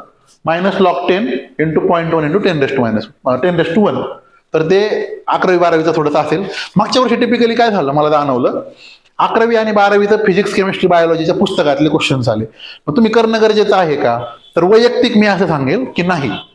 का नाही, कारण तुम्हाला ऑलरेडी तुमच्या प्लेटवरती भरपूर आहे. बरोबर ना. इतिहासाचं जर बघितलं तर तुम्हाला मॉडर्न हिस्ट्री आहे, प्राचीन इतिहास आहे, मध्ययुगीन आहे, जॉग्राफीचं महाराष्ट्र, भारत आणि जग करायचंय, इकॉनॉमिक्सचा पण भरपूर अभ्यास आहे, एन्व्हायरमेंट आहे, पॉलिटी आहे. तेच लक्षात राहत नाही. 11वी-12वीचं एक तर तुम्ही जर सायन्स बॅकग्राऊंडचे नसाल, जे असाल त्यांच्यासाठी ठीक आहे. इव्हन आम्ही सायन्स बॅकग्राऊंड करून सुद्धा फिजिक्स, केमिस्ट्री, बायोलॉजी हे फार फास्ट आहे 11वी-12वीचं. एवढं करणं गरजेचं नाहीये. पण टिपिकली जर 1-2 चॅप्टर हे करा असं सांगितलं असेल तर गोष्ट वेगळी आहे. पण मला वाटत नाही की तेवढ्यासाठी 11वी-12वी करावं. जेवढे स्टेट बोर्डातले पुस्तकं प्रश्न आहेत तेवढे तरी आपण नीट टॅकल करावेत. जे लॉजिकने सुटतात ते टॅकल करावेत. बाकी नशिबावरती थोडंसं भरवसा ठेवावा आपण, मला असं वाटतं. हा, हे थोडंसं बाउन्सर होता. त्यानंतर हा बाउन्सर होता. आता हे बघा, खालीलपैकी कोणत्या हायड्रोकार्बन मध्ये 80% कार्बन असतो. बरोबर. पेन कुठे ठेवला मी. आता तुम्हाला मिथेन म्हणजे CH4 आणि इथिन म्हणजे C2H6. बरोबर. हे जर माहिती असेल तर तुम्हाला हायड्रोजनचं वेट दिलंय, कार्बनचं वेट दिलंय. समजा इथं लेट्स से कार्बन 12 म्हणजे 12×2 = 24 अधिक H6 म्हणजे 6 बरोबर 30 वजन झालं. हायड्रोजनचं कार्बन विचारलंय आपल्याला, म्हणजे 80% कार्बन. जर 30 मध्ये 24 असेल तर 100 मध्ये 80 होतं. एवढं जर तुम्हाला साधं कॅल्क्युलेशन कळालं असतं. ह्याची गरजच नाही की C6H6 बेन्झीन आहे, बेन्झीनचा फॉर्म्युला C6H6 आहे, हे तुम्हाला माहित असण्याची पण गरज नाहीये. किंवा सायक्लोहेक्झेन मलाही माहित नाही फॉर्म्युला काय, पण मिथेन आणि इथेन माहिती आहे ना आपल्याला. आणि मिथेनचं जर काढलं तर हे 12 आणि हे 4, 12 × 16, याचं वजन 12 म्हणजे ते 75% येतं आणि 80% येतं. सिंपल गणित होतं ह्याच्यामध्ये. टक्केवारी काढायची लहानपणाची आपल्याला. बरोबर. हा, हे काय आहे, ऍसेटिक आम्ल 180 ग्रॅम आहे, पाण्यामध्ये मिसळलं तर मोल फ्रॅक्शन काढायचं आहे. मोल फ्रॅक्शन म्हणजे काय, ज्याचं आता थोडंसं अवघड आहे बरं काय, म्हणजे मोल फ्रॅक्शन थोडंसं म्हणजे तशी कन्सेप्ट सोपी आहे, पण जर माहित नसेल तर काढणं अवघड आहे. म्हणजे मोल फ्रॅक्शन इज इक्वल टू ज्याचा काढायचं आहे त्याचे मोल, ज्याचं काढायचं आहे त्याचं भागिले टोटल मोल. म्हणजे हे जे ऍसेटिक आम्ल आहे CH3COOH याचं जे मॉलिक्युलर वेट आहे, हे जर इथं H3 टाकलं, C12 टाकलं, O16 टाकलं तर 60 ग्रॅम येतं. किती येतं? 60 ग्रॅम. आणि पाण्याचं मॉलिक्युलर वेट किती आहे? H2O 16, H चे 2, O चं 16, हे 18 होतं टोटल. तर 18 मॉलिक्युलर वेट असलेलं 180 ग्रॅम पाणी आहे, म्हणजे 10 मोल पाणी आहे. आणि हे 3 मोल ऍसिटिक ऍसिड आहे. तर टोटल करताना कसं करणार, आपल्याला काढायचं ऍसिटिक आम्लाचं 3 मोल ऑफ ऍसिटिक ऍसिड भागिले टोटल 10 अधिक 3 13. हे जर कॅल्क्युलेशन केलं तर 0.23 उत्तर येतं याचं. पण मी म्हणजे ठीक आहे, आता पोस्ट अनालिसिस किंवा पोस्टमार्टम करणं सोपं आहे, ऑन द स्पॉट करणं अवघड आहे, हे मी कबूल करतो याच्यामध्ये. खालचा प्रश्न, हा थोडासा बाउन्सरच होता.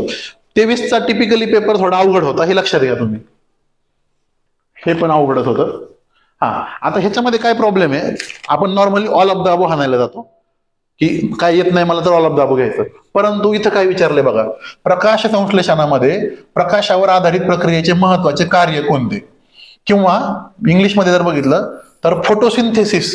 सिंथेसिसचा जर तुम्ही इंग्लिश मधलं मराठीत कन्व्हर्जन केलं, सिंथेसिस म्हणजे निर्मिती करणं, निर्माण करणं, आणि इथं टू जनरेट हा शब्द होता नाही का. ट्रान्सफर येत नाही, युटिलाइज येत नाही, आणि ऑल ऑफ द अबो त्याहून नाही. तर ते थोडंसं कळायला पाहिजे होतं. पण मी ते सांगितलं, पोस्टमार्टम करणं सोपं आहे, पेपरमध्ये सोडवणं अवघड आहे. हे थोडंसं 11वी-12वीच्या पुस्तकातला प्रश्न आहे हा पण. आता इथं थोडंसं लॉजिक काय होतं बघा ह्या प्रश्नामध्ये, विकरांची क्रियाशीलता तापमानावर अवलंबून नसते. हे थोडंसं जर तुम्हाला कळालं असतं, तेवढंच वाक्य बाहेर काढायचं होतं आपल्याला याच्यामध्ये. विकारावर अवलंबून असते म्हणजे सांगायचा उद्देश काय आहे, 22 पर्यंत जो पॅटर्न फॉलो केला ना आपण, all of the above, all of the अबो, तो त्यांनी 23ला गंडवला, आणि त्या गंडवल्यामुळे आमच्यासारखे लोक पण गंडले, तुम्हाला खरं सांगायचं. पण हे जर कळालं असतं की नसते, तर अ, ब आणि ड हे उत्तर आलं असतं.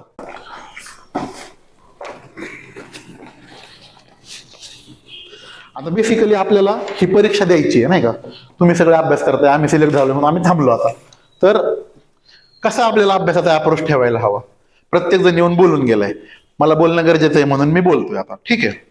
तर तुम्ही मागचा अटेम्प्ट दिलाय का प्रत्येकाने? दिलाय 23चा. तुम्ही नसेल दिला तर लोकांकडनं शिका फक्त. काय होतं, आपण त्या चुका नाही करायच्या ज्या लोकांनी केल्यात. म्हणजे समजा मी जी चूक केली आणि मी तुम्हाला सांगतोय की ती चूक करू नका, तर तुम्ही ती टाळायला हवी.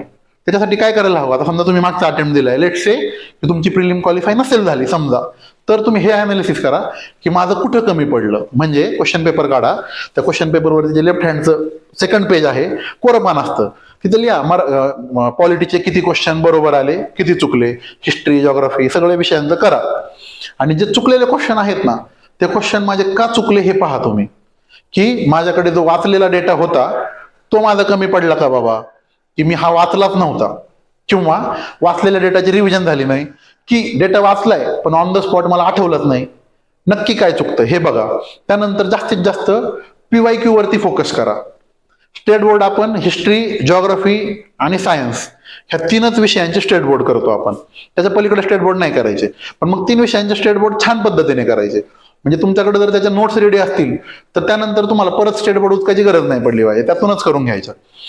आता ते सेल्फ अनालिसिस जे मी सांगत होतो तुम्हाला, स्वतः काय चुका केल्या आपण त्या जर अनालाइज केल्या तर त्या तुम्हाला नेक्स्ट अटेम्प्टला टाळायच्या आहेत. म्हणजे मी पहिल्या अटेम्प्टला काय केलं, नंबर ऑफ क्वेश्चन्स कमी सोडवले.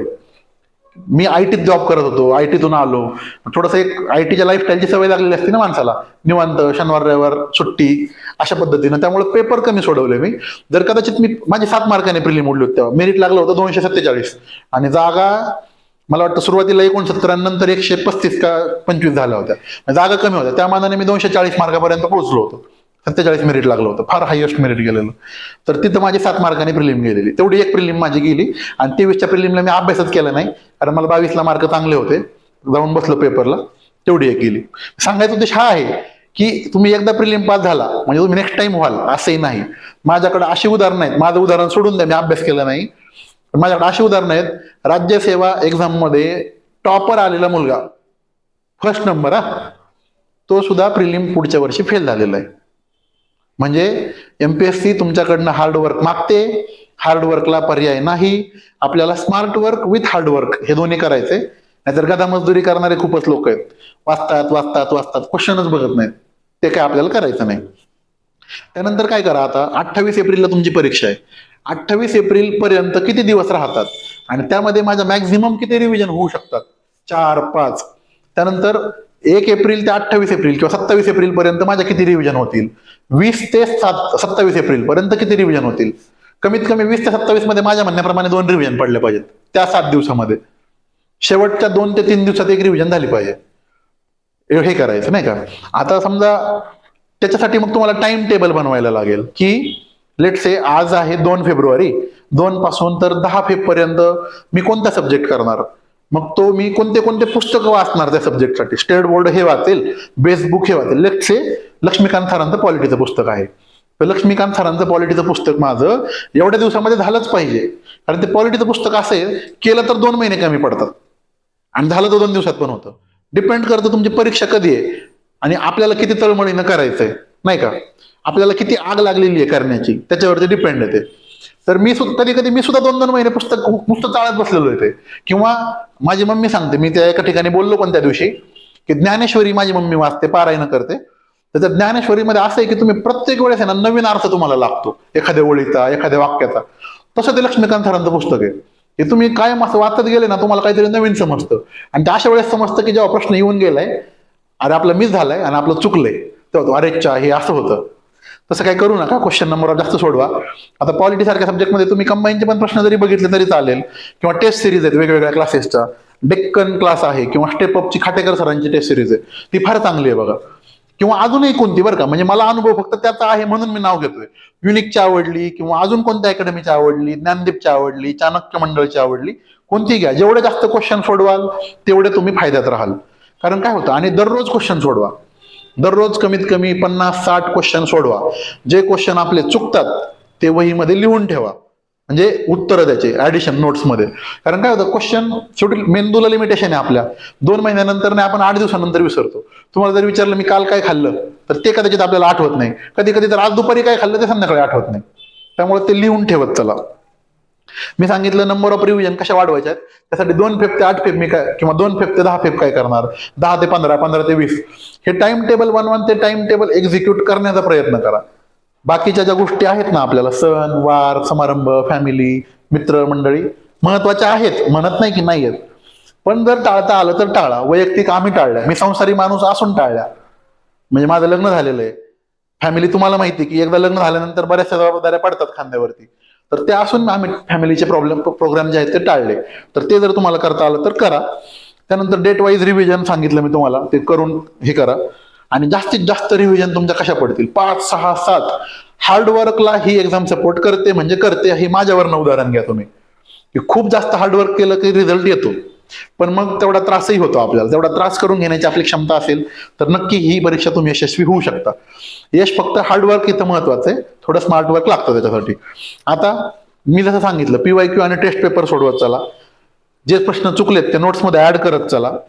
शक्यतो तुम्ही जर आता पॉलिटीचं मी उदाहरण घेतो की पॉलिटी वाचताय तुम्ही, तर पॉलिटीचे क्वेश्चन सोडवत चला.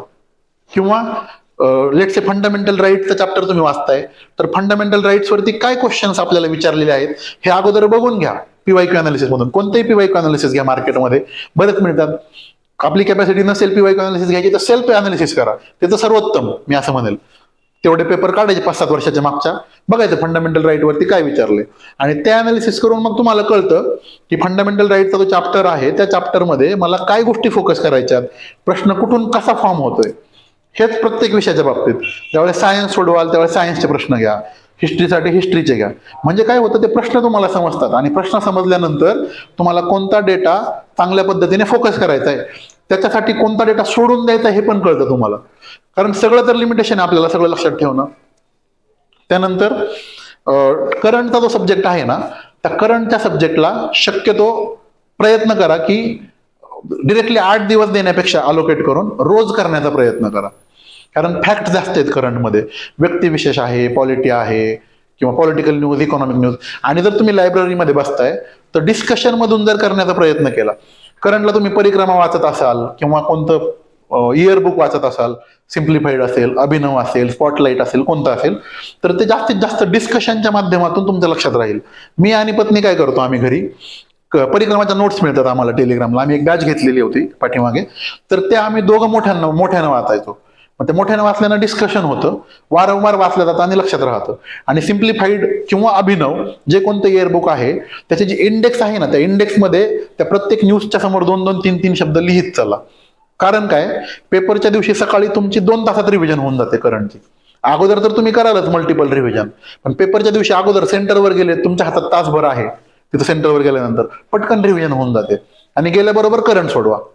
कळलं का, म्हणजे लक्षात राहतं तिथं. आता दुसरी गोष्ट, आपण बऱ्याचदा काय करतो, क्वेश्चन पेपर सोडवताना क्वेश्चन नंबर 1 पासून सुरुवात करतो, क्वेश्चन नंबर 100 पर्यंत जातो. मग समजा सुरुवातीला जर असा सायन्सचा पेपर आला 2023चा, तर आपण येतो लोडमध्ये की अरे काय पेपर आला हा, तर तसं न करता जर आपला strong area let's say polity असेल तर पहिले पॉलिटीचे 15 प्रश्न शोधा कुठे आहेत. पण समजा 51 पासून 65 पर्यंत आहेत तर ते अगोदर सोडवा. म्हणजे काय होईल की तुम्हाला 15 प्रश्नांमध्ये 12, 13, 14चा आउटपुट निघेल. आणि सायन्स सारखा थोडासा टफ सब्जेक्ट आहे किंवा हिस्ट्री सारखा थोडंसं अनएक्सपेक्टेड क्वेश्चन्स आहेत, त्याचा लोड न येता तुमचे इझिली क्वेश्चन सुटून जातील. शेवटी काय ही एक सीमा आपल्याला क्रॉस करायची आहे. 110, 112चा जे कट ऑफ आहे तो क्रॉस करायचा आहे आपल्याला पुढच्या वर्षी. आणि त्याच्यासाठी तुम्हाला एक एक एक एक गोळा करत जायचं. मग आपला स्ट्रॉंग एरिया पॉलिटी आहे तर अगोदर पॉलिटी घ्या, त्याचा जॉग्राफी त्याने जॉग्राफी घ्या, असे ठरवा. म्हणजे माझं जर बघितलं तर मला पॉलिटी हा सब्जेक्ट फार आवडतो तर मी पॉलिटीचे प्रश्न अगोदर सोडवतो. मग काय होतं 15 पैकी 12, 13चा आउटपुट तिथे येतं मला. कधी कधी जर अजून सोपं असेल तर 15 पैकी 14, 15 पर्यंत आउटपुट जातं. त्यामुळे तुमचं एक 15 पैकी 15 म्हणजे तुम्ही 30 मार्कावर गेले ना, राहिली किती पुढच्या 70-80 मार्क गोळा करायचे तुम्हाला. त्यानंतर जॉग्राफी तुमचा एरिया असेल, मी वैयक्तिक जॉग्राफी सोडवतो, त्यानंतर मी एन्व्हायरमेंट सोडवतो, त्यानंतर मी इकॉनॉमिक्स सोडवतो, त्यानंतर करंट सोडवतो आणि शेवटी हिस्ट्री आणि सायन्स ठेवतो. काय होतं जरी अनएक्सपेक्टेड आले तरी मी तसं सांगितलं स्टेट बोर्डातला क्वेश्चन चुकला नाही पाहिजे. त्या 20 पैकी सायन्सच्या 10-12 प्रश्न स्टेट बोर्डातले आहेत तुमच्या किंवा लॉजिकवरचे आहेत, ते जरी गोळा करत गेले तर 12 दूने 24 मार्क ते झाले तुमचे. 110 क्रॉस करायला काहीच लागत नाही तुम्हाला. म्हणजे प्रत्येक क्वेश्चनचे प्रत्येक सब्जेक्टचे 15 पैकी 10-11 जर बरोबर आले तर तुम्हाला ही परीक्षा पूर्व परीक्षा पास होण्यापासून कोणीच रोखू शकत नाही आपल्याला. हे महत्वाचं आहे. दुसरी गोष्ट, ज्यांनी मेन्स दिलेली नसेल त्यांच्यासाठी मी सांगतो की पूर्व परीक्षा हा फार बच्चो का खेळ आहे. खरं सांगायचं मेन्स ही फार मोठा सिलेबस आहे मेन्सचा. पण लकीली तुमचं नशीब एवढं चांगलं आहे आता की क्लासेस पण आहेत वेगवेगळे अवेलेबल, ऑनलाईन डिस्कशन्स अवेलेबल आहेत, ऑनलाईन प्लॅटफॉर्म अवेलेबल आहेत, पास झालेल्या व्यक्तींचं गायडन्स अवेलेबल आहे. आणि एप्रिल पासून डिसेंबर पर्यंतचा ऑलमोस्ट 7 ते 8 महिन्याचा मोठा पिरियड अवेलेबल आहे की त्या पिरियडमध्ये तुम्हाला मेन्स करणं पॉसिबल आहे, 100% आहे. कारण जर कुणाला वाटत असेल की मी आता पहिल्यांदाच मेन्सला जाणार आहे आणि माझी मेन्स होईल का, जर तुम्ही 7 महिने 8 महिने जो पिरियड आहे तो 100% युटिलाइज केला तर 200% तुमची मेन्स होईल, नक्की होईल. पण मग जर तुम्ही टाइमपास केला तर तुमची प्रिलिमही होणार नाही, मेन्सही होणार नाही. म्हणजे शेवटचा अटेम्प्ट आहे असं समजून द्या तुम्ही की हा माझा शेवटचा अटेम्प्ट आहे, त्याच्यानंतर मी देणार नाही. असं जर प्रयत्न केला ना की 100% मी माझा हा अटेम्प्ट शेवटचा अटेम्प्ट म्हणून दिला होता की आता जर माझं झालं मी ह्या पॉईंटला उभा होतो, मी त्यांना विशालला पण सांगायचो मी इकडे गेलं की ऑफिसर आहे आणि इकडे गेलं की IT आहे आणि त्या IT मी 5 वर्षापूर्वी सोडलं होतं, मला परत जायचं नव्हतं तिथे. त्यामुळं करो या मरोच्या सिच्युएशनला अभ्यास केला ना की आउटपुट येतं बघा. तर त्यामुळे हार्डवर्क एकदम छान प्रकारे करा, चांगलं करा. तुमच्याकडे ड्युरेशन आहे, क्लासेस अवेलेबल आहेत. इथं स्पार्कमध्ये चांगल्या प्रकारे मार्गदर्शन तुम्हाला मिळतं, वेगवेगळे व्यक्ती येत आहेत. इथं ज्या पद्धतीने तुम्हाला आता पूनम मॅमचं जो सेशन झालं, छान सेशन झालं, त्यानंतर वेगवेगळ्या सब्जेक्टचे सेशन झाले, ते सुद्धा सेशन फार चांगल्या पद्धतीने कंडक्ट केले. जर ते तुम्ही बघितलेत तर तुम्हाला फार चांगल्या प्रकारे त्याचा आउटपुट काढता येऊ शकतं. फक्त युटिलाइज करणं आपल्यावरती आहे, आपण त्याचा युटिलाइज करून घेतो की नाही घेतो. बरोबर. तर कुणाला काय क्वेश्चन्स असतील, मला वाटतं मी बराच वेळ बोललो आता, तर मला सांगा काय क्वेश्चन्स असतील तर. आहे काही? हो हो, 5वी पासून वाचा ना सुरुवातीला. क्रम म्हणजे नाही वाचा ना, सगळं सरसकट वाचा. किंवा मग तुम्हाला जर रिलेट करता आलं किंवा 5वीच्या पुस्तकात लेट्स से सूर्यमाला नावाचा चॅप्टर आहे तर तो 6वीच्या पुस्तकात आहे का बघा. पण मला असं वाटतं त्याच्यात वेळ जाण्यापेक्षा जर तुम्ही कंटिन्युअस 5वी वाचलं, 6वी वाचलं, 7वी वाचलं तर ग्रॅज्युअल तुमचा डेटा इन्क्रीज होत जातो. म्हणजे स्टेट बोर्ड डिझाईन करणारी एक स्पेशलाइज टीम आहे आपल्याकडे. म्हणजे तेवढ्या चांगल्या त्या उच्च दर्जाच्या लोकांनी ते डेव्हलप केलेले बुक्स आहेत. कारण विद्यार्थ्याची जशी बौद्धिक प्रगती होत जाते त्या लेवलला ते स्टेट बोर्डचा डेटा इन्क्रीज करत गेलेले आहेत. म्हणून मला असं वाटतं अगोदर 5वी वाचलं की 5वी तुम्हाला इझिली समजेल, मग 6वी 7वी हळूहळू इझिली समजत जाईल. अचानकच एखादा चॅप्टर अवघड समोर येण्यापेक्षा. कारण आहेत ना 9वी 10वीचे काही स्टेट बोर्ड जर बायोलॉजी स्पेसिफिकली घेतला ना तुम्ही तर थोडं टफ वाटतं आपल्याला. पण त्याच्याकरता मग तुम्ही 7वी 8वी 9वी नीट केलेलं की मग 10वी समजतं आपल्याला. ओके, अजून करायचं थांबायचं मग चालेल. थँक्यू, धन्यवाद.